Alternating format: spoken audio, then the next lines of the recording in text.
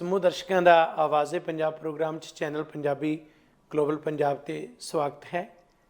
ਸ਼ਹੀਦ ਭਾਈ ਮੇਵਾ ਸਿੰਘ ਜੀ ਲੋਪੋਕੇ ਕੈਨੇਡਾ ਦੇ ਇਤਿਹਾਸ ਵਿੱਚ ਜਦੋਂ ਨਸਲਵਾਦ ਤੇ ਬਸਤੀਵਾਦ ਦੇ ਖਿਲਾਫ ਜੂਝਣ ਵਾਲੇ ਮਹਾਨ ਸ਼ਖਸੀਅਤਾਂ ਦਾ ਜ਼ਿਕਰ ਕਰਦੇ ਹਾਂ ਤਾਂ ਸਭ ਤੋਂ ਪਹਿਲਾਂ ਨਾਂ ਆਉਂਦਾ ਹੈ ਸ਼ਹੀਦ ਭਾਈ ਮੇਵਾ ਸਿੰਘ ਲੋਪੋਕੇ, ਜਿਹੜੇ ਕਿ ਸੁਚੇਤ ਪੱਧਰ 'ਤੇ ਕੈਨੇਡਾ ਦੀ ਧਰਤੀ 'ਤੇ ਸ਼ਹੀਦ ਹੋਣ ਵਾਲੇ ਪਹਿਲੇ ਮੂਲ ਚਾਹੇ ਸਿੱਖ ਭਾਈਚਾਰਾ, ਇੰਡੀਅਨ ਡਾਇਸਪੋਰਾ ਤੇ ਸਮੂਹ ਕੌਮੀ ਚੇਤਨਾ ਦਾ ਇੱਕ ਮੁਜੱਸਮਾ ਕਹੇ ਜਾ ਸਕਦੇ ਹਨ। 11 ਜਨਵਰੀ ਦਾ ਦਿਨ ਉਹਨਾਂ ਦੀ ਸ਼ਹਾਦਤ ਦਾ ਦਿਨ ਹੈ। ਸੰਨ 1915 ਦੇ ਵਿੱਚ ਉਹ ਸ਼ਹੀਦ ਹੋਏ। ਅੱਜ ਬੇਸ਼ੱਕ 106 ਵਰ੍ਹੇ ਬੀਤ ਚੁੱਕੇ ਹਨ, ਸਮਾਂ ਆਪਣੀ ਰਫ਼ਤਾਰ ਨਾਲ ਚੱਲ ਰਿਹਾ ਹੈ, ਪਰ ਉਹਨਾਂ ਦੀ ਸ਼ਹਾਦਤ ਦੀ ਪ੍ਰਸੰਗਿਕਤਾ ਹਮੇਸ਼ਾ ਰਹੇਗੀ।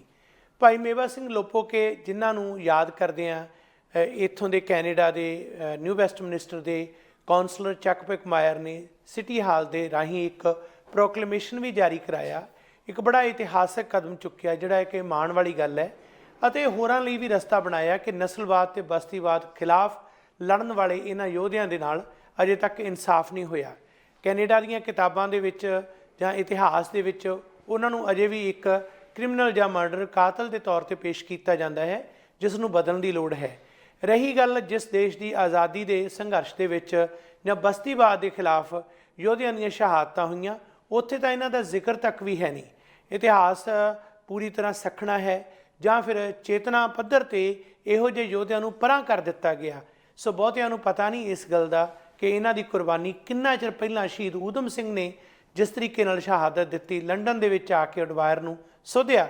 ਕੈਨੇਡਾ ਦੀ ਧਰਤੀ 'ਤੇ 1914 ਦੇ ਵਿੱਚ ਭਾਈ ਮੇਵਾ ਸਿੰਘ ਲੋਪੋਕੇ ਨੇ ਹੌਪਕਿਨਸਨ ਨੂੰ ਸੋਧਿਆ। ਪਰ ਇਹ ਕੀ ਕਾਰਨ ਸੀ, ਕੀ ਵਜ੍ਹਾ ਸੀ, ਇਸ ਬਾਰੇ ਅਤੇ ਅੱਜ ਦੇ ਸਮੇਂ 'ਚ ਇਸ ਦੀ ਕੀ ਪ੍ਰਸੰਗਤਾ ਹੈ, ਇਸ ਬਾਰੇ ਗੱਲਬਾਤ ਹੋਏਗੀ ਅੱਜ ਦੇ ਇਤਿਹਾਸਕ ਦਿਨ 'ਤੇ। ਅਤੇ ਇਸ ਸੰਬੰਧੀ ਪੰਜਾਬੀ ਅਤੇ ਅੰਗਰੇਜ਼ੀ ਦੇ ਵਿੱਚ ਬਹੁਤ ਹੀ ਵਧੀਆ ਪੁਸਤਕ ਲਿਖਣ ਵਾਲੇ ਲਿਖਾਰੀ ਪੱਤਰਕਾਰ ਗੁਰਪ੍ਰੀਤ ਸਿੰਘ ਸਾਡੇ ਨਾਲ ਨੇ, ਜਿਨ੍ਹਾਂ ਨੇ ਇੱਥੇ ਇੱਕ ਜਿਹੜਾ ਇਹ ਪੁਸਤਕ ਰੂਪ ਦੇ ਵਿੱਚ ਬਾਕਾਇਦਾ ਲਿਖਤ ਰੱਖੀ, ਜਿਸ ਦੇ ਵਿੱਚ ਇਹ ਲਿਖਿਆ ਕਿ ਮੇਵਾ ਸਿੰਘ ਨੇ ਹੌਪਕਿਨਸਨ ਨੂੰ ਕਿਉਂ ਮਾਰਿਆ, ਅਤੇ ਇਸ ਨੂੰ ਲੈ ਕੇ ਉਹਨਾਂ ਨੇ ਕਾਫੀ ਜਾਣਕਾਰੀ ਇਕੱਤਰ ਕੀਤੀ ਅਤੇ ਲਗਾਤਾਰ ਪਿਛਲੇ ਲੰਮੇ ਸਮੇਂ ਤੋਂ ਇਸ ਖੇਤਰ ਦੇ ਵਿੱਚ ਆਪਣੀ ਸਾਂਝ ਪਾਉਂਦੇ ਆ ਰਹੇ ਨੇ। ਸੋ ਅੱਜ ਦੇ ਪ੍ਰੋਗਰਾਮ 'ਚ ਸਾਡੇ ਮਹਿਮਾਨ ਨੇ। ਜੀ ਆਇਆਂ ਨੂੰ ਗੁਰਪ੍ਰੀਤ ਸਿੰਘ, ਸਵਾਗਤ ਹੈ ਤੁਹਾਡਾ। ਬਹੁਤ ਸ਼ੁਕਰੀਆ ਗੁਰਵਿੰਦਰ ਸਿੰਘ ਜੀ, ਬਹੁਤ ਧੰਨਵਾਦ, ਤੁਸੀਂ ਮੌਕਾ ਦੇ ਰਹੇ ਹੋ ਮੇਵਾ ਸਿੰਘ ਬਾਰੇ ਗੱਲਬਾਤ ਕਰਨ ਲਈ। ਮੈਂ ਤੁਹਾਡਾ ਬਹੁਤ ਰਹਿਣੀ ਹਾਂ। ਗੁਰਪ੍ਰੀਤ ਸਿੰਘ ਜੀ, ਸਭ ਤੋਂ ਪਹਿਲਾਂ ਤਾਂ ਜਦੋਂ ਇਹੋ ਜਿਹੇ ਯੋਧਿਆਂ ਦੀ ਗੱਲਬਾਤ ਕਰੀਏ ਤਾਂ ਮਨ ਦੇ ਵਿੱਚ ਇੱਕ ਚਾਅ ਪੈਦਾ ਹੁੰਦਾ ਹੈ, ਕਿਉਂਕਿ ਉਹਨਾਂ ਦੀ ਸ਼ਹਾਦਤ ਸਾਡੇ ਲਈ ਇੱਕ ਪ੍ਰੇਰਨਾ ਬਣਦੀ ਹੈ। ਜਿਹੜਾ ਕਿ ਆਮ ਜ਼ਿੰਦਗੀ ਅਤੇ ਮੌਤ ਦਾ ਜਿਹੜਾ ਸਵਾਲ ਚੱਲਦਾ ਰਹਿੰਦਾ ਸਿਲਸਿਲਾ, ਜਨਮਾਂ ਅਤੇ ਮਰਨਾ, ਇਹਨਾਂ ਸਧਾਰਨ ਜਿਹੀਆਂ ਗੱਲਾਂ ਨੇ, ਪਰ ਇਸ ਜਨਮ ਮਰਨ ਦੇ ਵਿੱਚ ਜਿਹੜਾ ਕੁਝ ਕਰ ਜਾਂਦਾ ਕੋਈ ਬੰਦਾ ਅਤੇ ਫਿਰ ਉਹ ਇਤਿਹਾਸ ਰਚ ਜਾਂਦਾ। ਅਤੇ ਮੇਵਾ ਸਿੰਘ ਗੁਰਾਂ ਦੀ ਬੜੀ ਵੱਡੀ ਦੇਣ ਹੈ। ਜਿੱਥੇ ਨਸਲਵਾਦ ਅਤੇ ਬਸਤੀਵਾਦ ਦੀ ਗੱਲਬਾਤ ਚੱਲਦੀ ਹੈ ਅਤੇ ਉੱਥੇ ਮੋਹਰੀਆਂ ਦੇ ਵਿੱਚ ਇਹਨਾਂ ਦਾ ਨਾਂ ਆਉਂਦਾ ਹੈ। ਸੋ ਮੈਂ ਗੱਲ ਇੱਥੋਂ ਆਰੰਭ ਕਰਾਂਗਾ ਕਿ ਮੇਵਾ ਸਿੰਘ ਹੁਰਾਂ ਤੋਂ ਪਹਿਲਾਂ ਕੈਨੇਡਾ ਦੀ ਧਰਤੀ 'ਤੇ ਬਸਤੀਵਾਦ ਜਾਂ ਨਸਲਵਾਦ ਦਾ ਜੋ ਬੋਲਬਾਲਾ ਸੀ, ਕਿਸ ਰੂਪ ਦੇ ਵਿੱਚ ਸੀ, ਅਤੇ ਕਿਉਂ ਮੇਵਾ ਸਿੰਘ ਹੁਰੀ ਇਸ ਖੇਤਰ ਦੇ ਵੱਲ ਇੰਨੇ ਆਕਰਸ਼ਿਤ ਹੋਏ ਅਤੇ ਬਾਅਦ ਦੇ ਵਿੱਚ ਇੱਥੋਂ ਤੱਕ ਕਿ ਆਪਣੀ ਜਾਨ ਦੀ ਬਾਜ਼ੀ ਉਹਨਾਂ ਨੇ ਲਾ ਦਿੱਤੀ। ਗੁਰਵਿੰਦਰ ਸਿੰਘ ਜੀ, ਇਸ ਤਰ੍ਹਾਂ ਜਿਹੜਾ ਕੈਨੇਡਾ ਦੀ ਜਿਹੜੇ ਨੇਸ਼ਨ ਸਟੇਟ ਦੀ ਉਸਾਰੀ ਹੈ, ਉਹਦੇ ਵਿੱਚ ਹੀ ਨਸਲਵਾਦ ਲੁਕਿਆ ਹੋਇਆ ਜੀ, ਕਿਉਂਕਿ ਇਹ ਜਿਹੜੀ ਕੈਨੇਡਾ ਦੀ ਨੇਸ਼ਨ ਸਟੇਟ ਦੀ ਉਸਾਰੀ ਜਿਹੜੀ ਇਸ ਕਿਸਮ ਦੀ ਹੋਈ ਕਿ ਜ਼ਮੀਨ ਮੂਲ ਵਾਸੀਆਂ ਦੀ ਸੀ। ਪਹਿਲਾਂ ਇਸ 'ਤੇ ਕਬਜ਼ਾ ਕੀਤਾ ਗਿਆ, ਮੂਲ ਵਾਸੀਆਂ ਨੂੰ ਜਿਹੜਾ ਹੈ ਉਹਨਾਂ ਦੇ ਸੱਭਿਆਚਾਰ ਨੂੰ ਖਤਮ ਕੀਤਾ ਗਿਆ, ਉਹਨਾਂ ਦੀਆਂ ਜ਼ਮੀਨਾਂ ਉਹਨਾਂ ਤੋਂ ਖੋਹ ਲਈਆਂ ਗਈਆਂ ਚਲਾਕੀ ਦੇ ਨਾਲ। ਉਹਨਾਂ ਦੀ ਜਿਹੜੀ ਆਪਣੀ ਆਬਾਦੀ ਵੇਖ ਲਓ 4% ਦੀ ਅੱਜ ਇੱਥੇ, ਹਾਂਜੀ, ਜਦੋਂ ਕਿ ਮੂਲ ਬਾਸ਼ਿੰਦੇ ਉਹ ਨੇ ਇਸ ਮੁਲਕ ਦੇ। ਸੋ ਬਸਤੀਵਾਦ ਦਾ ਬੂਟਾ ਜਾਂ ਨਸਲਵਾਦ ਦਾ ਬੂਟਾ ਤਾਂ ਉਦੋਂ ਲੱਗ ਗਿਆ ਸੀਗਾ।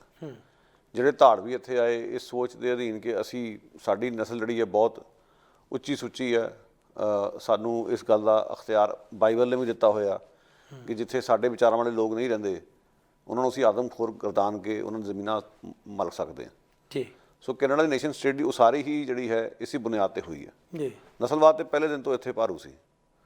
ਉਸ ਤੋਂ ਬਾਅਦ ਕਿ ਜਿਸ ਦੌਰ ਦੇ ਵਿੱਚ ਗਦਰੀ ਬਾਬੇ ਇੱਥੇ ਆਉਣਾ ਸ਼ੁਰੂ ਹੋਏ, ਮੇਵਾ ਸਿੰਘ ਅਤੇ ਉਹਨਾਂ ਦੇ ਨਾਲ ਦੇ ਜਦੋਂ ਆਉਣੇ ਸ਼ੁਰੂ ਹੋਏ, ਉਹਨਾਂ ਦਿਨਾਂ ਵਿੱਚ ਇਸ ਗੱਲ ਦੇ ਉੱਤੇ ਜ਼ੋਰ ਦਿੱਤਾ ਜਾ ਰਿਹਾ ਸੀ ਕਿ ਕੈਨੇਡਾ ਨੂੰ ਸਿਰਫ ਗੋਰੇ ਲੋਕਾਂ ਦਾ ਦੇਸ਼ ਬਣਾਇਆ ਜਾਊਗਾ, ਕਿਉਂਕਿ ਕੈਨੇਡਾ ਦੀ ਨੇਸ਼ਨ ਸਟੇਟ ਦੀ ਉਸਾਰੀ ਦਾ ਪ੍ਰੋਜੈਕਟ ਸੀ ਵਾਲਾ ਕਿ ਚਿੱਟੇ ਲੋਕਾਂ ਲਈ ਇਹ ਰਾਖਵਾਂ ਦੇਸ਼ ਹੋਵੇਗਾ। ਸੋ ਨੀਤੀਆਂ ਉਸ ਹਿਸਾਬ ਨਾਲ ਬਣੀਆਂ, ਲੋਕਾਂ ਦਾ ਵੋਟ ਪਾਉਣ ਦਾ ਹੱਕ ਹੋਇਆ ਗਿਆ, ਮੂਲ ਵਾਸੀਆਂ ਦਾ ਵੋਟ ਪਾਉਣ ਦਾ ਹੱਕ ਹੋਇਆ ਗਿਆ ਪਹਿਲਾਂ ਤਾਂ, ਫਿਰ ਦੇਸੀ ਭਾਈਚਾਰੇ ਤੋਂ ਖੋਇਆ ਗਿਆ, ਜਾਪਾਨੀਆਂ ਦਾ ਖੋਇਆ ਗਿਆ, ਚੀਨੀਆਂ ਦਾ ਖੋਇਆ ਗਿਆ। ਇਮੀਗ੍ਰੇਸ਼ਨ ਲਈ ਰੋਕਣ ਲਈ ਸਖਤ ਕਾਨੂੰਨ ਬਣਾਏ ਗਏ, ਜੀ ਜਿਹਦੇ ਕਰਕੇ ਕਾਮਾਗਾਟਾ ਮਾਰੂ ਕਾਂਡ ਹੋਇਆ। ਔਰ ਫਿਰ ਜਿਹੜੇ ਲੋਕ ਇੱਥੇ ਇਹਨਾਂ ਚੀਜ਼ਾਂ ਦੇ ਖਿਲਾਫ ਖੜ੍ਹਦੇ ਸੀਗੇ, ਉਹਨਾਂ ਤੇ ਬਾਜ਼ ਰੱਖਣ ਲਈ ਇਹੋ ਜਿਹੇ ਘੁਸਪੈਠੀਏ ਸੂਈਏ ਖੜੇ ਕੀਤੇ ਗਏ। ਬੇਲਾ ਸਿੰਘ ਵਰਗੇ ਜਾਂ ਹੌਪਕਿੰਸਨ ਦੇ ਜ਼ਰੀਏ ਤੰਦੂਆ ਜਾਲ ਫੈਲਾਇਆ ਗਿਆ। ਜੀ ਉਹਨਾਂ ਨੇ ਪਰਿਸਥਿਤੀਆਂ ਇਹੋ ਜਿਹੀ ਪੈਦਾ ਕਰਤੀਆਂ ਕਿ ਮੇਵਾ ਸਿੰਘ ਕੋਲ ਹੋਰ ਕੋਈ ਚਾਰਾ ਨਹੀਂ ਸੀਗਾ। ਜੀ ਉਹਨੇ ਇਸ ਕਰਕੇ ਉਹ ਕਤਲ ਕੀਤਾ ਹੌਪਕਿੰਸਨ ਦਾ। ਸੋ ਬੜੀ ਗੱਲ ਕਲੀਅਰ ਹੈ ਕਿ ਪੋਲੀਟੀਕਲ ਮਰਡਰ ਸੀ, ਸਿਆਸੀ ਕਤਲ ਸੀ, ਜੀ ਕੋਈ ਨਿਜਵਾਦ ਤੋਂ ਪ੍ਰੇਰਿਤ ਹੈ ਨਹੀਂ ਸੀ। ਬਿਲਕੁਲ। ਔਰ ਮੇਵਾ ਸਿੰਘ ਨੇ ਜਦੋਂ ਐਕਸ਼ਨ ਕੀਤਾ, ਉਹਨਾਂ ਨੂੰ ਭਲੀ ਭਾਂਤ ਪਤਾ ਸੀ ਕਿ ਇਸ ਤੋਂ ਬਾਅਦ ਮੇਰੀ ਵਾਪਸੀ ਨਹੀਂ ਹੋਣੀ। ਹਾਲਾਂਕਿ ਇਸ ਤੋਂ ਪਹਿਲਾਂ ਗੁਰਦੁਆਰੇ 'ਚ ਗੋਲੀ ਚੱਲੀ ਹੈ, ਭਾਈ ਭਾਗ ਸਿੰਘ ਕਮਿਊਨਿਟੀ ਦੇ ਬਹੁਤ ਵੱਡੇ ਆਗੂ ਕਤਲ ਕੀਤੇ ਗਏ, ਭਾਈ ਬਦਲ ਸਿੰਘ ਨਾਲ ਕਤਲ ਹੋਏ।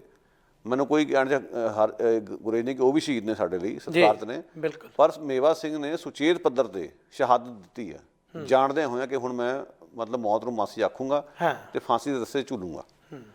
ਭਾਗ ਸਿੰਘ ਨੇ ਤਾਂ ਕੋਈ ਕਲਪਨਾ ਨਹੀਂ ਸੀ ਕੀਤੀ ਕੋਈ ਵਿਅਕਤੀ ਗੁਰਦੁਆਰੇ ਜਾ ਕੇ ਗੋਲੀਆਂ ਦਾ ਮੀਂਹ ਵਰਾਊਗਾ ਤੇ ਮੇਰੀ ਮੌਤ ਹੋ ਸਕਦੀ ਹੈ, ਜੀ ਜਾਂ ਭਾਈ ਬਦਨ ਸਿੰਘ ਨੇ ਸੋਚਿਆ ਨਹੀਂ ਸੀ ਹੋਣਾ। ਮੇਵਾ ਸਿੰਘ ਨੂੰ ਤਾਂ ਮੌਤ ਨਜ਼ਰ ਆ ਰਹੀ ਸੀ ਨਾ। ਮੌਤ ਨੂੰ ਵੇਖਦੇ ਆ ਅੱਖਾਂ 'ਚ ਅੱਖਾਂ ਪਾ ਕੇ 10 ਪੰਜਾ ਲਿਆ ਉਸਨੇ। ਸੋ ਇਸ ਕਰਕੇ ਉਸਨੂੰ ਜੇ ਪਹਿਲਾ ਸਹੀ ਮਤਲਬ ਸੁਚੇਤ ਮਾਨਾ ਸ਼ਹਾਦਤ ਦੇਣ ਵਾਲਾ ਯੋਧਾ ਕਿਹਾ ਜਾਵੇ ਸਾਡੇ ਆਪਣੇ ਭਾਈਚਾਰੇ ਦਾ, ਤਾਂ ਗਲਤ ਨਹੀਂ ਹੋਏਗਾ ਜੀ। ਉਹ ਪਹਿਲਾ ਸਿੱਖ ਸ਼ਹੀਦ ਵੀ ਹੈ, ਪਹਿਲਾ ਦੱਖਣੀ ਏਸ਼ੀਆਈ ਸ਼ਹੀਦ ਵੀ ਹੈ, ਪਹਿਲਾ ਭਾਰਤੀ ਸ਼ਹੀਦ ਵੀ ਹੈ। ਬਹੁਤ ਸੋ ਮੈਂ ਉਸਨੂੰ ਇਸ ਕਰਕੇ ਮੰਨਦਾ ਕਿ ਉਹਨੇ ਸੁਚੇਤ ਮਾਨਾ ਸ਼ਹਾਦਤ ਦਿੱਤੀ ਹੈ। ਇਹ ਉਸ ਸ਼ਹਾਦਤ ਦੀ ਵਿਲੱਖਣਤਾ। ਜਿਵੇਂ ਗੁਰਪ੍ਰੀਤ ਸਿੰਘ ਜੀ, ਤੁਸੀਂ ਆਪਣੀ ਇਹ ਕਿਤਾਬ ਜਿਹੜੀ ਹੈ ਕਿ Y Mewa Singh killed William ਹੌਪਕਿੰਸਨ, ਜਿਹੜੀ ਇਹ ਕਿਤਾਬ ਬੜੀ ਮਹੱਤਵਪੂਰਨ ਹੈ। ਮੈਂ ਪਾਠਕਾਂ ਨੂੰ, ਦਰਸ਼ਕਾਂ ਨੂੰ ਕਹਾਂਗਾ ਜ਼ਰੂਰ ਪੜ੍ਹਿਓ ਇਹਨੂੰ। ਅੰਗਰੇਜ਼ੀ ਤੇ ਪੰਜਾਬੀ ਦੇ ਵਿੱਚ ਤੁਸੀਂ ਦੋਨਾਂ ਭਾਸ਼ਾਵਾਂ ਦੇ ਵਿੱਚ ਹੀ ਛਾਪਿਆ ਹੋਇਆ। ਇਹ ਸਵਾਲ ਆਪਣੇ ਆਪ 'ਚ ਹੈ ਕਿ ਮੇਵਾ ਸਿੰਘ ਨੇ ਹੌਪਕਿੰਸਨ ਨੂੰ ਕਿਉਂ ਮਾਰਿਆ। ਅਸੀਂ ਬੁਨਿਆਦੀ ਤੌਰ ਤੇ ਇਸ ਦੇ ਬਾਰੇ ਥੋੜ੍ਹਾ ਵਿਸਥਾਰ 'ਚ ਵੀ ਜਾਵਾਂਗੇ, ਪਰ ਨਾਲ ਹੀ ਇਹ ਜਿਹੜਾ ਤੁਹਾਡੇ ਖਿਆਲ ਵੀ ਬਣਿਆ ਕਿ ਆਪਣਾ ਰਿਸਰਚ ਖੋਜ ਕਾਰਜ ਇਸ ਪਾਸੇ ਵੱਲ ਨੂੰ ਕਰਨਾ ਹੈ ਤੇ ਯੂਨੀਵਰਸਿਟੀ ਆਫ ਬ੍ਰਿਟਿਸ਼ ਕੋਲੰਬੀਆ ਦੇ ਅਧੀਨ ਤੁਸੀਂ ਇਹ ਕਾਰਜ ਕੀਤਾ। ਇਹਦਾ ਮਕਸਦ ਜਾਂ ਮਾਨਸਿਕ ਤੌਰ ਤੇ ਤੁਹਾਡਾ ਇੱਧਰ ਚਾਅ ਪੈਦਾ ਹੋਇਆ, ਉਹਦੀ ਵਜ੍ਹਾ ਕੀ ਸੀ? ਦੇਖੋ ਗੁਰਵਿੰਦਰ ਸਿੰਘ ਦੀ ਵਜ੍ਹਾ ਤਾਂ ਇੱਕ ਬੜੀ ਕਲੀਅਰ ਆ। ਮੈਂ ਸਮਝਦਾ ਕਿ ਅੱਜ ਜੋ ਕੁਛ ਵੀ ਮੈਂ ਹਾਂ ਇੱਥੇ ਜੀ ਮੇਵਾ ਸਿੰਘ ਦੀ ਬਦੌਲਤ ਆ। ਜਿਹੜੀਆਂ ਸਹੂਲਤਾਂ ਅਸੀਂ ਇੱਥੇ ਮਾਣ ਰਹੇ ਹਾਂ। ਦੇਖੋ ਜਦੋਂ ਮੇਵਾ ਸਿੰਘ ਹੁਣੀ ਇੱਥੇ ਆਏ ਉਦੋਂ ਲੋਕਾਂ ਨੂੰ ਟੱਬਰ ਲਿਆਉਣ ਦੀ ਆਗਿਆ ਵੀ ਨਹੀਂ ਸੀਗੀ, ਲੋਕਾਂ ਨੂੰ ਵੋਟ ਪਾਉਣ ਦਾ ਹੱਕ ਵੀ ਨਹੀਂ ਸੀਗਾ। ਤੇ ਜਦੋਂ ਮੈਂ 2001 'ਚ ਪ੍ਰਵਾਸ ਕਰਕੇ ਇੰਡੀਆ ਤੋਂ ਉੱਥੇ ਆਇਆ ਤਾਂ ਮੈਨੂੰ ਕੋਈ ਦਿੱਕਤ ਨਹੀਂ ਹੋਈ। ਜੀ ਮੈਂ ਆਪਣੇ ਬੱਚੇ ਨੂੰ ਬੀਵੀ ਨੂੰ ਲੈ ਕੇ ਆ ਗਿਆ, ਬਹੁਤ ਸੌਖਾ। ਔਰ ਆ ਕੇ ਥੋੜ੍ਹੇ ਸਮੇਂ ਦੇ ਵਿੱਚ ਹੀ ਆਪਣੇ ਪੈਰ ਇੱਥੇ ਜਿਹੜੇ ਜਮਾ ਲਏ। ਬਿਲਕੁਲ। ਪਰ ਮੇਵਾ ਸਿੰਘ ਵੇਲੇ ਜਦੋਂ ਸੋਚ ਕੇ ਵੇਖੋ ਕਿਹੋ ਜਿਹੇ ਹਾਲਾਤ ਰਹੇ ਹੋਣਗੇ। ਅੱਜ ਜਿਹੜਾ ਮੇਰੀ ਜ਼ਿੰਦਗੀ ਇੰਨੀ ਸੌਖੀ ਹੈ, ਉਹਦਾ ਵੱਡਾ ਕਾਰਨ ਹੈ ਕਿ ਮੇਵਾ ਸਿੰਘ ਨੇ ਕੁਰਬਾਨੀ ਦਿੱਤੀ ਹੈ। ਜੇ ਉਹ ਕੁਰਬਾਨੀ ਨਾ ਦਿੰਦੇ ਤਾਂ ਨਾ ਸਾਨੂੰ ਵੋਟ ਪਾਉਣ ਦਾ ਹੱਕ ਮਿਲਣਾ ਸੀਗਾ, ਬਿਲਕੁਲ, ਨਾ ਸਾਡਾ ਪ੍ਰਵਾਸ ਹੋਣਾ ਸੀ। ਹੋਸਦਾ ਸੀ ਹੌਂਡਰਸ 'ਚ ਬੈਠੇ ਹੁੰਦੇ, ਬਿਲਕੁਲ, ਜਿੱਥੇ ਕੱਢਣ ਦੀਆਂ ਸਾਜ਼ਿਸ਼ਾਂ ਰਚੀਆਂ ਗਈਆਂ। ਔਰ ਜਿਹੜੀ ਅੱਜ ਮੇਰੀ ਪਤਨੀ ਹੈ, ਜਿਹੜੀ ਖੁਦ MLA ਹੈ, ਮੈਂ ਸਮਝਦਾ ਮੇਵਾ ਸਿੰਘ ਦੀ ਬਦੌਲਤ ਆ। ਵੋਟ ਪਾਉਣ ਦਾ ਹੱਕ ਨਹੀਂ ਸੀਗਾ, MLA ਬਣਨਾ ਤਾਂ ਬੜੀ ਦੂਰ ਦੀ ਗੱਲ ਸੀ। ਸੋ ਜੋ ਕੁਝ ਵੀ ਮੇਰੇ ਕੋਲ ਹੈ, ਮੇਰੇ ਮਨ 'ਚ ਇਹ ਸੀਗਾ ਕਿ ਵੀ ਇਸ ਦੇ ਬਾਰੇ ਕੁਝ ਕੀਤਾ ਜਾਵੇ। ਹਾਲਾਂਕਿ ਜਦੋਂ ਇਹ ਥੀਸਿਸ ਮੈਂ ਲਿਖਿਆ ਸੀਗਾ ਉਦੋਂ ਰਚਨਾ ਸਿੰਘ MLA ਨਹੀਂ ਸੀ ਜੀ, ਨਾ ਸਾਡੇ ਖਿਆਲਾਂ 'ਚ ਸੀ ਵੀ ਉਹਨੇ ਕਦੇ ਇਲੈਕਸ਼ਨ ਲੜਨੀ ਜੀ। ਪਰ ਇਹ ਗੱਲ ਬਾਰ-ਬਾਰ ਮੈਨੂੰ ਪਰੇਸ਼ਾਨ ਕਰਦੀ ਸੀ ਕਿ ਜੋ ਸਾਨੂੰ ਮਿਲਿਆ ਹੋਇਆ ਉਹ ਮੇਵਾ ਸਿੰਘ ਦੀ ਬਦੌਲਤ ਆ। ਨਸਲਵਾਦ ਨੂੰ ਵੇਖਦੇ ਸੀ ਕਿ ਸਾਰਾ ਕੁਝ ਵੇਖਦੇ ਸੀ, ਕਿਵੇਂ ਲੱਗਦਾ ਸੀ ਕਿ ਉਹ ਲੜਾਈ ਜਿਹੜੀ ਉਹਨਾਂ ਨੇ ਵਿੱਢੀ ਸੀ ਅੱਜ ਵੀ ਪ੍ਰਸੰਗਕ ਹੈ। ਸੋ ਸਬਬ ਇਹ ਬਣਿਆ ਅਸਲ 'ਚ ਕਿ UBC 'ਚ ਜਿਹੜਾ ਕੈਨੇਡੀਅਨ ਸੋਸ਼ਲ ਹਿਸਟਰੀ ਦਾ ਮੈਂ ਕੋਰਸ ਕਰ ਰਿਹਾ ਸੀ, ਉੱਥੇ ਤੁਹਾਨੂੰ ਮੌਕਾ ਦਿੰਦੇ ਕਿ ਤੁਸੀਂ ਕੋਈ ਪੇਪਰ ਲਿਖੋ ਜੀ। ਸੋ ਮੇਰੇ ਮਨ 'ਚ ਉਦੋਂ ਆਇਆ ਕਿਉਂਕਿ ਉਹ ਹਿਸਟਰੀ ਸਾਰੀ ਇਸ ਐਂਗਲ ਤੋਂ ਹੀ ਪੜ੍ਹਾਈ ਜਾਂਦੀ ਕਿ ਜਿਹੜੇ ਪ੍ਰਵਾਸੀ ਬਾਹਰੋਂ ਆਏ ਉਹਨਾਂ ਨੇ ਕਿਵੇਂ ਆਪਣੇ ਹੱਕਾਂ ਲਈ ਲੜਾਈਆਂ ਲੜੀਆਂ, ਨਸਲਵਾਦ ਦਾ ਇਤਿਹਾਸ ਕਿਹੋ ਜਿਹਾ, ਔਰਤਾਂ ਨਾਲ ਅਤੀਤ 'ਚ ਕੀ ਹੁੰਦਾ ਸੀਗਾ। ਯਾਨੀ ਜੋ ਬੀਤੇ 'ਚ ਜੋ ਕੁਛ ਵੀ ਹੋਇਆ ਘੱਟ ਗਿਣਤੀ ਨਾਲ ਉਸ ਦੇ ਉੱਤੇ ਤਵੱਜੋ ਦੇਣ ਵਾਲਾ ਕੋਰਸ। ਉੱਥੇ ਫਿਰ ਜਦੋਂ ਮੈਂ ਇਹ ਪ੍ਰਸਤਾਵ ਰੱਖਿਆ ਤਾਂ ਸਾਡੀ ਜਿਹੜੀ ਹੈੱਡ ਸੀਗੀ ਡਿਪਾਰਟਮੈਂਟ ਦੀ ਤੇ ਜਿਹੜਾ ਸਾਡਾ ਜਿਹਨੂੰ ਕਹਿੰਦੇ ਕਿ ਟਿਊਟੋਰੀਅਲ ਅਸਿਸਟੈਂਟ ਸੀ, ਦੋਨਾਂ ਨੇ ਬਹੁਤ ਹੱਲਾਸ਼ੇਰੀ ਦਿੱਤੀ ਜੀ। ਦੋਨੇ ਗੋਰੇ ਭਾਈਚਾਰੇ ਦੇ ਲੋਕ, ਦੋਨਾਂ ਨੇ ਕਿਹਾ ਕਿ ਜ਼ਰੂਰ ਇਹ ਲਿਖਿਆ ਜਾਵੇ। ਜਦੋਂ ਮੈਂ ਲਿਖਿਆ ਉਹਨਾਂ ਨੇ ਪਸੰਦ ਵੀ ਕੀਤਾ, ਚੰਗੇ ਅੰਕ ਵੀ ਦਿੱਤੇ। ਸੋ ਬੇਸਿਕਲੀ ਮੈਂ ਕੀ ਕੀਤਾ, ਜਿਹੜੇ ਪੁਰਾਣੀਆਂ ਅਖਬਾਰੀ ਰਿਪੋਰਟਾਂ, ਪੁਰਾਣੇ ਦਸਤਾਵੇਜ਼ ਲੈ ਕੇ, ਹੋਰ ਕਿਤਾਬਾਂ ਦੇ ਹਵਾਲੇ ਲੈ ਕੇ ਕੰਮ ਇਹ ਕੀਤਾ ਅਸਲ 'ਚ ਕਿ ਮੇਵਾ ਸਿੰਘ ਨੇ ਹੌਪਕਿੰਸਨ ਨੂੰ ਕਿਉਂ ਮਾਰਿਆ ਉਸ ਤੋਂ ਵੱਡੇ ਪਰਿਪੇਖ 'ਚ ਰੱਖ ਕੇ ਵੇਖਿਆ ਜਾਵੇ ਕਿ ਇਹ ਕਤਲ ਨਿਜਵਾਦ ਤੋਂ ਪ੍ਰੇਰਿਤ ਨਹੀਂ ਸੀਗਾ। ਇੱਕ ਖਾਸ ਕਾਰਨ ਸੀ ਜਿਹਦੇ ਕਰਕੇ ਮੇਵਾ ਸਿੰਘ ਨੂੰ ਉਸਨੂੰ ਕਤਲ ਕਰਨਾ ਪਿਆ ਜਾਂ ਉਸਦਾ ਸੌਦਾ ਲਾਉਣਾ ਪਿਆ। ਜਿਹੜੀ ਉਸਦੇ ਬਾਰੇ ਇੱਕ ਤਸਵੀਰ ਬਣੀ ਹੋਈ ਹੈ ਕਿ ਉਸਨੇ ਕੋਈ ਜੁਰਮ ਕੀਤਾ ਹੈ ਜਾਂ ਨਿਜਵਾਦ ਤੋਂ ਪ੍ਰੇਰਿਤ ਸੀ ਜਾਂ ਜਿਸ ਕਿਸਮ ਦੀ ਉਸਦੀ ਤਸਵੀਰ ਪੇਸ਼ ਕੀਤੀ ਜਾਂਦੀ ਹੈ, ਉਸਨੂੰ ਚੁਣੌਤੀ ਦੇਣ ਦੀ ਨਿਮਾਣੀ ਜਿਹੀ ਕੋਸ਼ਿਸ਼ ਸੀ ਆਵਦੀ। ਸੋ ਜਦੋਂ ਉਹ ਸਾਰਾ ਕੁਝ ਅਸੀਂ ਪੜ੍ਹਿਆ ਉਸ ਤੋਂ ਬਾਅਦ ਕਲੀਅਰ ਸੀ ਕਿ ਵੀ ਮੇਵਾ ਸਿੰਘ ਨੇ ਐਕਸ਼ਨ ਇਸ ਕਰਕੇ ਕੀਤਾ ਕਿਉਂਕਿ ਨਸਲਵਾਦ ਸਿਰ ਚੜ੍ਹ ਕੇ ਬੋਲ ਰਿਹਾ ਸੀ ਹੌਪਕਿੰਸਨ ਉਸ ਨਸਲਵਾਦ ਤੇ ਬਸਤੀਵਾਦ ਦਾ ਇੱਕ ਪੁਰਜਾ ਸੀਗਾ, ਹਾਂ। ਇੱਕ ਬਿੰਬ ਸੀ, ਉਹਦਾ ਸਫਾਇਆ ਕੀਤਾ ਜਾਣਾ ਮੇਵਾ ਸਿੰਘ ਲਈ ਲਾਜ਼ਮੀ ਸੀ। ਜਿਹੜਾ ਉਹਨਾਂ ਨੇ ਬਾਅਦ 'ਚ ਆਪਣਾ ਬਿਆਨ ਵੀ ਦਿੱਤਾ, ਉਹਦੇ 'ਚ ਵੀ ਉਹਨਾਂ ਨੇ ਕੋਈ ਦ੍ਰਿੜਤਾ ਆਪਣੀ ਸ਼ੋਅ ਕੀਤੀ ਹੈ, ਕੋਈ ਭੱਜਣ ਦੀ ਗੱਲ ਨਹੀਂ ਕੀਤੀ ਉਹਨਾਂ ਨੇ, ਨਾ ਆਪਣੇ ਬਚਾਓ ਦੀ ਕੋਸ਼ਿਸ਼ ਕੀਤੀ ਹੈ, ਨਾ ਉਹਨਾਂ ਨੇ ਅਪੀਲ ਕੀਤੀ ਜੀ। ਜਦੋਂ ਕਤਲ ਵੀ ਕੀਤਾ ਤੇ ਉੱਥੇ ਹੀ ਮੌਜੂਦ ਰਹੇ ਔਰ ਸਿੱਧਾ ਕਿਹਾ ਮੈਂ ਥਾਣੇ ਜਾਣ ਲਈ ਤਿਆਰ ਹਾਂ। ਜਦੋਂ ਫਾਂਸੀ ਦੇਣ ਤੇ ਚੜ੍ਹਨ ਦਾ ਮੌਕਾ ਆਇਆ ਫਾਂਸੀ ਦੇ ਫੰਦੇ ਤੇ, ਤਾਂ ਉਦੋਂ ਵੀ ਸ਼ਬਦ ਉਚਾਰਨ ਕਰਦੇ ਹੋਏ ਗਏ। ਅਖਬਾਰੀ ਰਿਪੋਰਟਾਂ ਕਹਿ ਰਹੀਆਂ, ਫਿਰ ਅਖਬਾਰੀ ਰਿਪੋਰਟਾਂ ਹੀ ਕਹਿ ਰਹੀਆਂ ਕਿ ਜਿਹੜਾ ਹੌਪਕਿੰਸਨ ਦਾ ਕਤਲ ਸੀ ਦਰਅਸਲ ਉਹ ਕਾਮਾਗਾਟਾ ਮਾਰੂ ਕਾਂਡ ਦਾ 5ਵਾਂ ਵਿਕਟਿਮ ਸੀ। ਯਾਨੀ ਕਾਮਾਗਾਟਾ ਮਾਰੂ ਦੀ ਰੋਸ਼ਨੀ ਵਿੱਚ ਕਈ ਕਤਲ ਹੋਏ, ਭਾਗ ਸਿੰਘ, ਬਦਨ ਸਿੰਘ, ਹੋਰ ਲੋਕੀ ਵੀ ਕਤਲ ਹੋਏ, ਬਿੱਲਾ ਸਿੰਘ ਦੇ ਧੜੇ ਦੇ, ਇਨਕਲਾਬੀ ਧੜੇ ਦੇ, ਰਲਾ ਮਿਲਾ ਕੇ 5ਵਾਂ ਕਤਲ ਸੀਗਾ। ਸੋ ਜੇ ਕਾਮਾਗਾਟਾ ਮਾਰੂ ਦੀ ਰੋਸ਼ਨੀ ਵਿੱਚ ਉਸਦੇ ਕਤਲ ਨੂੰ ਇਸ ਤਰ੍ਹਾਂ ਵੈਂਕੂਵਰ ਸਨ ਅਖਬਾਰ ਲੈ ਰਿਹਾ, ਤਾਂ ਉਸਦਾ ਮਤਲਬ ਹੈ ਕਿ ਕੁਝ ਨਾ ਕੁਝ ਹੈ ਲੋਕਾਂ ਨੂੰ ਜਿਹੜਾ ਸਾਨੂੰ ਦੱਸਣਾ ਪੈਣਾ ਕਿ ਮੇਵਾ ਸਿੰਘ ਦੀ ਅਸਲ ਤਸਵੀਰ ਇਹ ਆ। ਸੋ ਇਸ ਕਰਕੇ ਨਿਮਾਣੇ ਦੀ ਕੋਸ਼ਿਸ਼ ਕੀਤੀ ਗਈ ਸੀ ਆ ਵਾਲੀ। ਬੜਾ ਵਧੀਆ ਯਤਨ ਸੀ ਗੁਰਪ੍ਰੀਤ ਸਿੰਘ ਜੀ, ਖਾਸ ਕਰਕੇ ਜਿਸ ਨੁਕਤੇ ਤੋਂ ਤੁਸੀਂ ਬਿਆਨ ਕੀਤਾ, ਜਿਵੇਂ ਉਸ ਦੇ ਕਾਰਨ ਤੇ ਉਸ ਦੀ ਮਹੱਤਤਾ, ਤੇ ਹੁਣ ਵੀ ਜਦੋਂ ਅਸੀਂ ਕਹਿੰਦੇ ਹਾਂ ਕਿ ਇਹ ਨਸਲਵਾਦ ਦਾ ਹੀ ਕਾਰਨ ਸੀ ਕਿ ਮੇਵਾ ਸਿੰਘ ਨੂੰ ਹਥਿਆਰ ਚੁੱਕਣੇ ਪਏ। ਇੱਕ ਹਿਊ ਜੌਨਸਨ ਨੇ ਕਿਤਾਬ ਜਿਹੜੀ ਲਿਖੀ ਸੀ, ਸਿੱਖਾਂ ਦੀ ਕੈਨੇਡਾ ਦੇ ਨਸਲਵਾਦ ਨੂੰ ਚੁਣੌਤੀ, ਇਹ ਕਿਤਾਬ ਬੇਸ਼ੱਕ ਉਹਨਾਂ ਨੇ ਉਹ ਜਿਹੜਾ ਹੈ ਬਕਾਇਦਾ ਉਦੋਂ ਸਿੱਖਾਂ ਦੇ ਆਧਾਰ ਤੇ ਹੀ ਇਸ ਨੂੰ ਸਟਰਗਲ ਨੂੰ ਬੇਸਿਕਲੀ ਬਿਆਨ ਕੀਤਾ। ਕਈਆਂ ਨੇ ਇਸ ਦੇ ਟਾਈਟਲ ਦੇ ਨਾਲ ਛੇੜਛਾੜ ਕਰਨ ਦੀ ਵੀ ਕੋਸ਼ਿਸ਼ ਕੀਤੀ, ਕਈਆਂ ਨੇ ਸਿੱਖ ਸ਼ਬਦਾਂ ਤੋਂ ਵੀ ਐਲਰਜੀ ਨੂੰ ਮਹਿਸੂਸ ਕੀਤਾ, ਪਰ ਬੜੀ ਵਧੀਆ ਕਿਤਾਬ ਆ। ਜਿਹੜਾ ਨਸਲਵਾਦ ਦਾ ਕਨਸੈਪਟ ਹੈ ਉਸ ਨੂੰ ਅਸੀਂ ਦਰਸ਼ਕਾਂ ਨੂੰ ਵੀ ਕਹਾਂਗੇ ਇਹੋ ਜਿਹੀਆਂ ਕਿਤਾਬਾਂ ਅਨੁਵਾਦ ਹੋਈਆਂ ਜ਼ਰੂਰ ਪੜ੍ਹੋ। ਪਰ ਗੁਰਪ੍ਰੀਤ ਸਿੰਘ, ਮੈਂ ਜਦੋਂ ਦੇਖ ਰਿਹਾ ਸੀ, ਤੁਸੀਂ ਹੁਣੇ ਜ਼ਿਕਰ ਕੀਤਾ ਕਿ ਮੇਵਾ ਸਿੰਘ ਹੋਰਾਂ ਨੇ ਜਿਹੜਾ ਜੱਜ ਦੇ ਸਾਹਮਣੇ ਵੀ ਬਿਆਨ ਦਿੱਤਾ, ਉਹ ਲੰਮਾ ਚੌੜਾ ਬਿਆਨ ਹੈ, ਇੰਗਲਿਸ਼ ਦੇ ਵਿੱਚ ਵੀ ਹੈ, ਪੰਜਾਬੀ ਅਨੁਵਾਦ ਵੀ ਹੈ। ਉਸ ਬਿਆਨ ਦੇ ਵਿੱਚ ਵੀ ਨਸਲਵਾਦ ਦੇ ਬਾਰੇ ਲਿਖਿਆ। ਉਹਨੇ ਕਿਹਾ ਕਿ ਜੋ ਕੁਝ ਇਸ ਹੌਪਕਿੰਸਨ ਨੇ ਆਪਣੇ ਇਸ਼ਾਰੇ ਤੇ ਗੁਰਦੁਆਰਾ ਸਾਹਿਬ ਦੇ ਵਿੱਚ ਕਰਵਾਇਆ, ਖਾਲਸਾ ਦੀਵਾਨ ਸੁਸਾਇਟੀ 2 ਐਵਨਿਊ, ਜੇ ਕਿਤੇ ਇਹੀ ਤੁਹਾਡੀ ਚਰਚ 'ਚ ਹੁੰਦਾ ਤੇ ਤੁਸੀਂ ਕੀ ਕਰਦੇ? ਫਿਰ ਉਹਨੇ ਇਹ ਵੀ ਕਿਹਾ ਕਿ ਮੈਂ ਇੱਕ ਸਧਾਰਨ ਜਿਹਾ ਸਿੱਖ ਹਾਂ, ਸੱਚਾ ਸੁੱਚਾ। ਮੇਰੇ ਮਨ ਨੂੰ ਇਸ ਗੱਲ ਦੀ ਸੱਟ ਵੱਜੀ ਜਦੋਂ ਇਹ ਗੰਦੀਆਂ ਗਾਲਾਂ ਭਾਈ ਭਾਗ ਸਿੰਘ ਜੀ ਉਹਨਾਂ ਦੀ ਬੱਚੀ ਤੇ ਪਰਿਵਾਰਾਂ ਨੂੰ ਕੱਢ ਰਿਹਾ ਸੀ। ਫਿਰ ਇਹਨੇ ਮੈਨੂੰ ਵੀ ਇਸੇ ਤਰ੍ਹਾਂ ਬਿਹੇਵ ਕੀਤਾ, ਤੇ ਮੈਂ ਇੱਕ ਉਸ ਸਪਿਰਿਟ ਜਿਹੜੀ ਮੇਰੇ ਅੰਦਰ ਆ ਸਿੱਖੀ ਦੀ, ਮੈਂ ਉਹ ਤੋਂ ਸੇਧ ਲੈ ਕੇ ਇਹ ਫੈਸਲਾ ਕੀਤਾ ਕਿ ਹੁਣ ਹੋਰ ਜਲਾਲਤ ਨਹੀਂ ਮੈਂ ਬਰਦਾਸ਼ਤ ਕਰ ਸਕਦਾ, ਜ਼ਲੀਲ ਨਹੀਂ ਹੋ ਸਕਦੀ।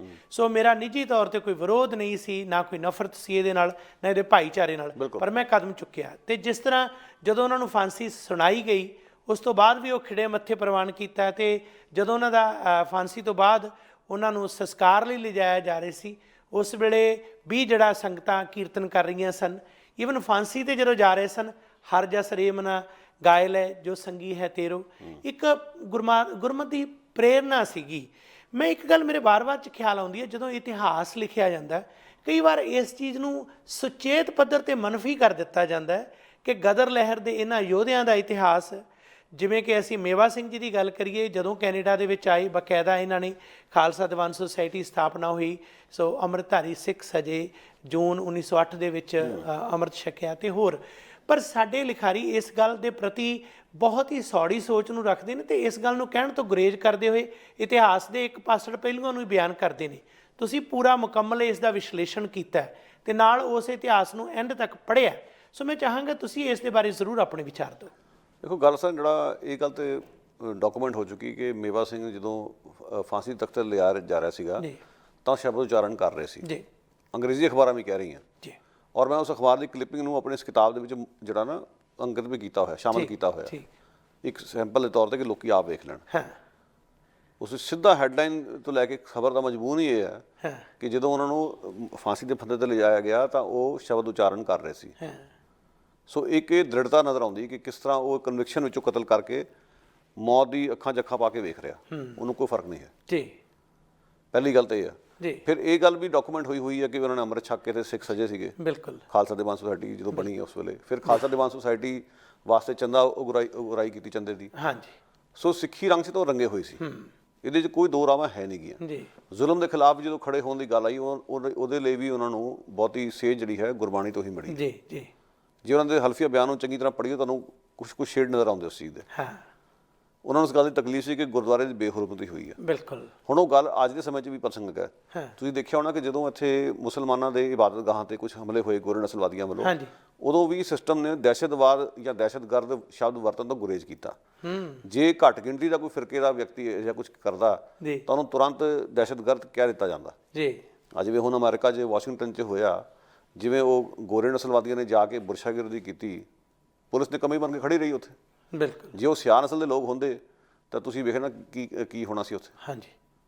ਬਲੈਕ ਲਾਈਵਸ ਮੈਟਰ ਚੱਲਦੀ ਹੈ ਨਾ ਲਹਿਰ, ਇਸੇ ਕਰਕੇ ਚੱਲਦੀ ਹੈ। ਸੋ ਪੱਖਪਾਤ ਤਾਂ ਹੈ, ਔਰ ਉਹ ਪੱਖਪਾਤ ਨਜ਼ਰ ਵੀ ਉਹਨਾਂ ਨੂੰ ਆ ਰਿਹਾ। ਜੀ। ਆਪਣੀ ਪਛਾਣ ਪ੍ਰਤੀ ਪੂਰੀ ਤਰ੍ਹਾਂ ਸੁਚੇਤ ਸੀ। ਇਹ ਗੱਲਾਂ ਸਾਨੂੰ ਜਿਹੜੇ ਇਤਿਹਾਸ 'ਚ ਪਹਿਲਾਂ ਹੀ ਅੰਕਿਤ ਨੇ, ਉਹਦੇ ਨਾਲ ਛੇੜਛਾੜ ਕਰਨ ਦੀ ਥਾਂ ਤੇ ਵਿਸ਼ਾਲਤਾ ਨੂੰ ਸਵੀਕਾਰ ਲੈਣਾ ਚਾਹੀਦਾ। ਜੀ। ਗਦਰ ਪਾਰਟੀ ਦਾ ਕੱਦ ਛੋਟਾ ਨਹੀਂ ਹੋਣ ਲੱਗਾ, ਗਦਰ ਪਾਰਟੀ ਬਹੁਤ ਵੱਡੀ ਹੈ। ਗਦਰ ਪਾਰਟੀ ਕੋਲ ਇੰਨਾ ਹਾਜ਼ਮਾ ਸੀ ਕਿ ਉਹਨਾਂ ਨੇ ਹਰ ਤਰ੍ਹਾਂ ਦੇ ਵਿਅਕਤੀ ਨੂੰ ਆਪਣੇ ਕਲਾ ਵਿੱਚ ਲਿਆ, ਚਾਹੇ ਕੋਈ ਧਾਰਮਿਕ ਬਿਰਤੀ ਵਾਲਾ ਸੀ, ਚਾਹੇ ਕੋਈ ਨਾਸਤਿਕ ਸੀ, ਚਾਹੇ ਆਸਤਿਕ ਸੀ। ਜੀ। ਸੋ ਕਿਉਂ ਇਹ ਲੋਕਾਂ ਨੂੰ ਪਰੇਸ਼ਾਨੀ ਹੈ, ਇਹ ਤਾਂ ਜਵਾਬ ਉਹ ਦੇਣ। ਪਰ ਇਸ ਤਰ੍ਹਾਂ ਇਤਿਹਾਸ ਨਾਲ ਖਿਲਵਾੜ ਕਰਨ ਨਾਲ ਗੱਲ ਨਹੀਂ ਬਣਨੀ। ਜੋ ਹਕੀਕਤ ਹੈ ਹਕੀਕਤ ਰਹੂਗੀ। ਹਕੀਕਤ ਨੂੰ ਪੇਸ਼ ਕਰਕੇ ਤੁਹਾਡੀ ਇੱਜ਼ਤ ਬਣੀ ਰਹੂਗੀ। ਹਕੀਕਤ ਤੇ ਪੋਚਾ ਫਿਰੋਗੇ, ਤੁਹਾਡੀ ਹੀ ਬੇਇੱਜ਼ਤੀ ਹੋਏਗੀ। ਜੀ। ਤੁਹਾਡੀ ਆਪਣੀ ਕ੍ਰੈਡੀਬਿਲਿਟੀ, ਤੁਹਾਡੀ ਵਚਨਬੱਧਤਾ ਤੇ ਸਵਾਲੀਆ ਚਿੰਨ੍ਹ ਲੱਗੂਗਾ।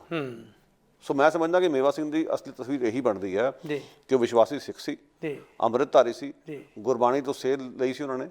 ਗੁਰਬਾਣੀ ਨੇ ਹੀ ਉਹਨਾਂ ਨੂੰ ਦ੍ਰਿੜਤਾ ਦਿੱਤੀ ਹੈ। ਜਿਹੜਾ ਉਹ ਸ਼ਬਦ ਵੀ ਹੈ ਹਰ ਜਸ ਰੇਮਨ ਦਾਇਰ, ਜੇ ਤੁਸੀਂ ਉਹ ਸਾਰਾ ਸ਼ਬਦ ਸੁਣੋ ਬਹਿ ਕੇ, ਇਕੱਲੇ ਬਹਿ ਕੇ, ਤੁਹਾਨੂੰ ਸਮਝ ਪਊਗਾ ਕਿ ਮੇਵਾ ਸਿੰਘ ਦੇ ਅੰਦਰ ਚੱਲ ਕੀ ਰਿਹਾ ਸੀਗਾ, ਔਰ ਉਹਨਾਂ ਸ਼ਬਦਾਂ, ਉਸ ਸ਼ਬਦ ਦੇ ਉਚਾਰਨ ਵਿੱਚੋਂ ਕਿਸ ਤਰ੍ਹਾਂ ਦੀ ਉਹਨਾਂ ਨੂੰ ਊਰਜਾ ਮਿਲੀ ਹੋਣੀ ਹੈ, ਔਰ ਉਸ ਦਾ ਸੁਨੇਹਾ ਕੀ ਹੈ ਅਖੀਰ 'ਚ ਇਹੀ ਹੈ ਨਾ ਕਿ ਸਾਰਾ ਕੁਝ ਜਿਹੜਾ ਤੁਸੀਂ ਪਦਾਰਥ ਇਕੱਠਾ ਕਰਦੇ ਫਿਰਦੇ ਹੋ, ਇਹ ਤੇਰੇ ਨਾਲ ਨਹੀਂ ਜਾਣਾ, ਹੈ ਨਾ। ਸੋ ਇਹ ਸਾਰੀਆਂ ਗੱਲਾਂ ਦੱਸਦੀਆਂ ਨੇ ਕਿ ਮੇਵਾ ਸਿੰਘ, ਕਿਉਂਕਿ ਜਿਹੜੀ ਤੁਸੀਂ ਬੁਨਿਆਦੀ ਦਸਤਾਵੇਜ਼ ਇਕੱਠੇ ਕਰਕੇ ਕਿਸੇ ਵਿਅਕਤੀ ਦੇ ਮਨ ਦਾ ਵਿਸ਼ਲੇਸ਼ਣ ਕਰਨਾ, ਤਾਂ ਜਿਹੜਾ ਸ਼ਬਦ ਉਚਾਰਨ ਉਹ ਕਰ ਰਹੇ ਸੀਗੇ, ਮੈਂ ਸਮਝਦਾ ਉਹਦੀ ਵੀ ਆਪਣੀ ਇੱਕ ਸਾਰਥਕਤਾ ਸਮਝਣ ਵਾਸਤੇ। ਉਹ ਵੀ ਇੱਕ ਬੁਨਿਆਦੀ ਦਸਤਾਵੇਜ਼ ਆ ਸਾਡੇ ਵਾਸਤੇ। ਇਸ ਗੱਲ ਲਈ ਵਿਸ਼ਾਲਤਾ ਚਾਹੀਦੀ ਆ ਸਮਝਣ ਵਾਸਤੇ। ਸੌੜੀ ਸੋਚ ਜੇ ਪਹਿਲਾਂ ਹੀ ਤੁਹਾਡੇ ਕੋਈ ਮਨ 'ਚ ਵਿਸ਼ਵਾਸ ਘੜੇ ਹੋਏ ਨੇ ਪਹਿਲਾਂ ਦੇ, ਜਿਹੜੇ ਤੁਸੀਂ ਬਦਲਣ ਲਈ ਤਿਆਰ ਨਹੀਂ, ਤਾਂ ਮੇਰਾ ਨਹੀਂ ਖਿਆਲ ਕਿ ਤੁਸੀਂ ਇਨਸਾਫ ਕਰ ਸਕੋਗੇ।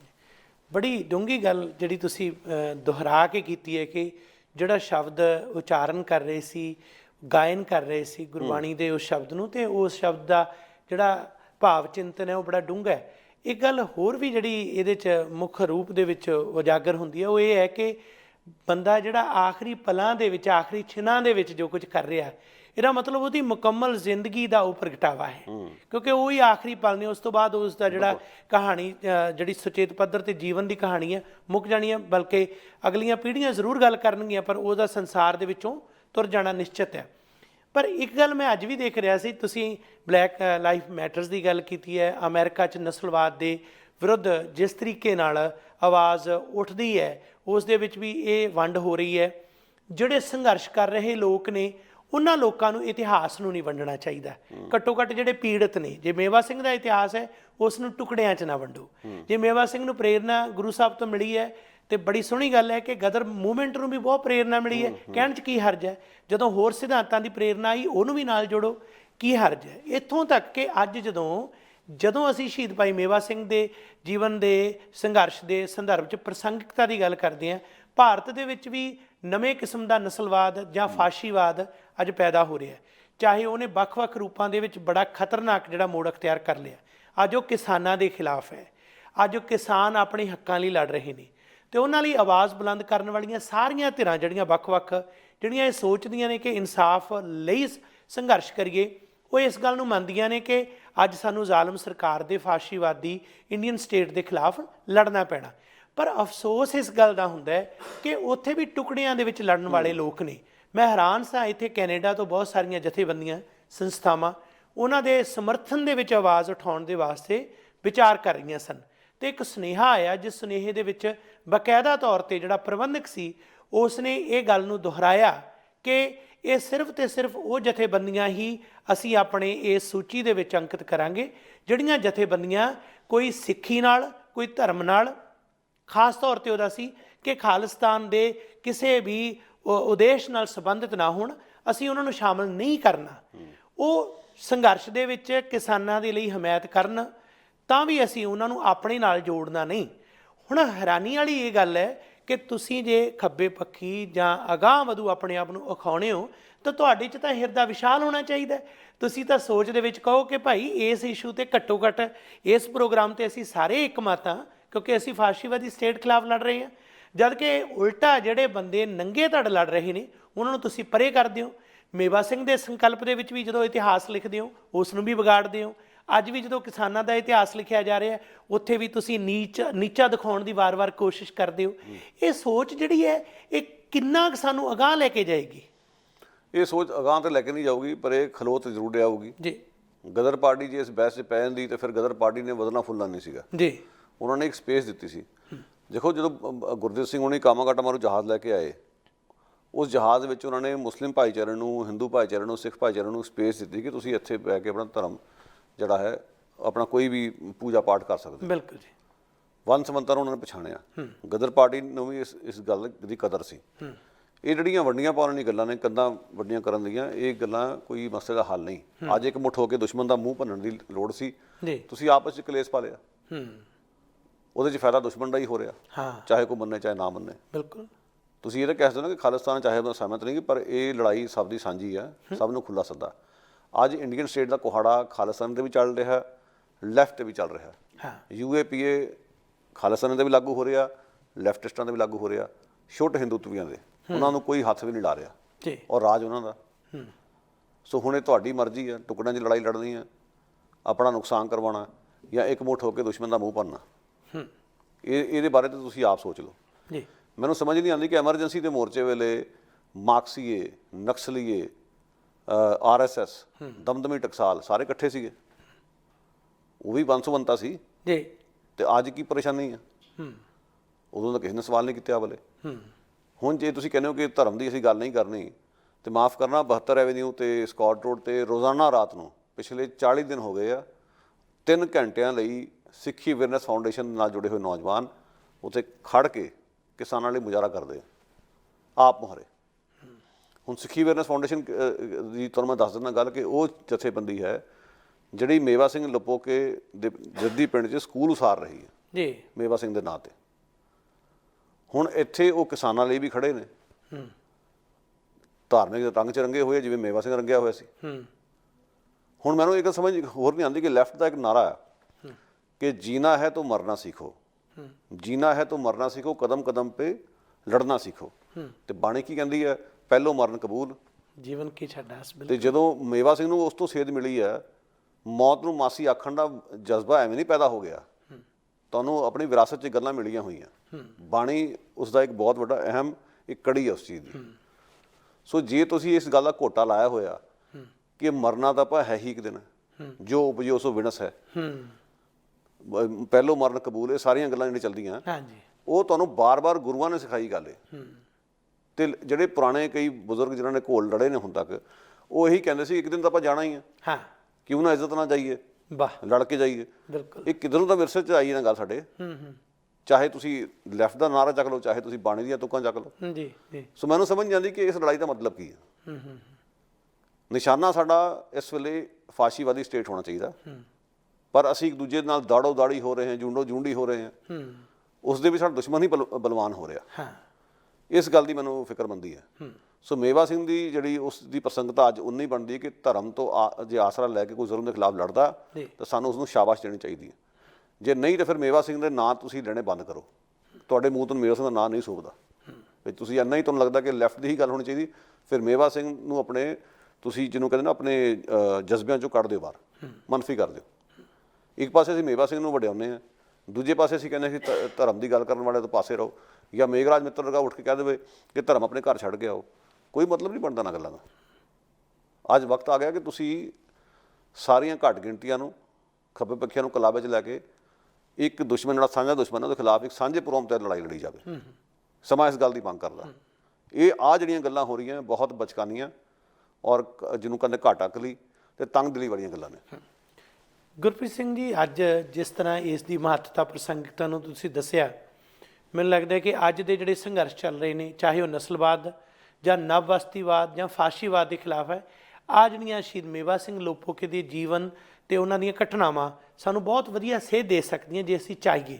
ਜੇ ਅਸੀਂ ਇਹਨਾਂ ਟੁਕੜਿਆਂ ਦੇ ਵਿੱਚ ਲੜਨ ਦੀ ਥਾਂ ਤੇ ਸਾਂਝ ਦੀ ਸੋਚ ਰੱਖੀਏ, ਜਿਵੇਂ ਮੇਵਾ ਸਿੰਘ ਗੁਰਾਂ ਦਾ ਹਿਰਦਾ ਵਿਸ਼ਾਲ ਸੀ, ਉਹਨਾਂ ਸਾਰਿਆਂ ਨੂੰ ਨਾਲ ਲੈ ਕੇ, ਜਾਂ ਭਾਈ ਭਾਗ ਸਿੰਘ ਜੀ, ਭਾਈ ਬਦਨ ਸਿੰਘ ਜੀ, ਜਾਂ ਜਿਨ੍ਹਾਂ ਦੀ ਵੀ ਅਸੀਂ ਗੱਲ ਕਰੀਏ, ਭਾਈ ਬਲਵੰਤ ਸਿੰਘ ਜੀ ਖੁਰਦਪੁਰ, ਖੁਦ ਗੁਰਦੁਆਰਾ ਸਾਹਿਬ ਦੇ ਮੁੱਖ ਗ੍ਰੰਥੀ ਸੇਵਾ, ਕਿੱਥੇ ਉਹਨਾਂ ਨੂੰ ਰੱਖਾਂਗੇ? ਕੀ ਉਹਨਾਂ ਚੋਂ ਕੱਢ ਦਿਆਂਗੇ ਉਹ ਅੰਸ਼?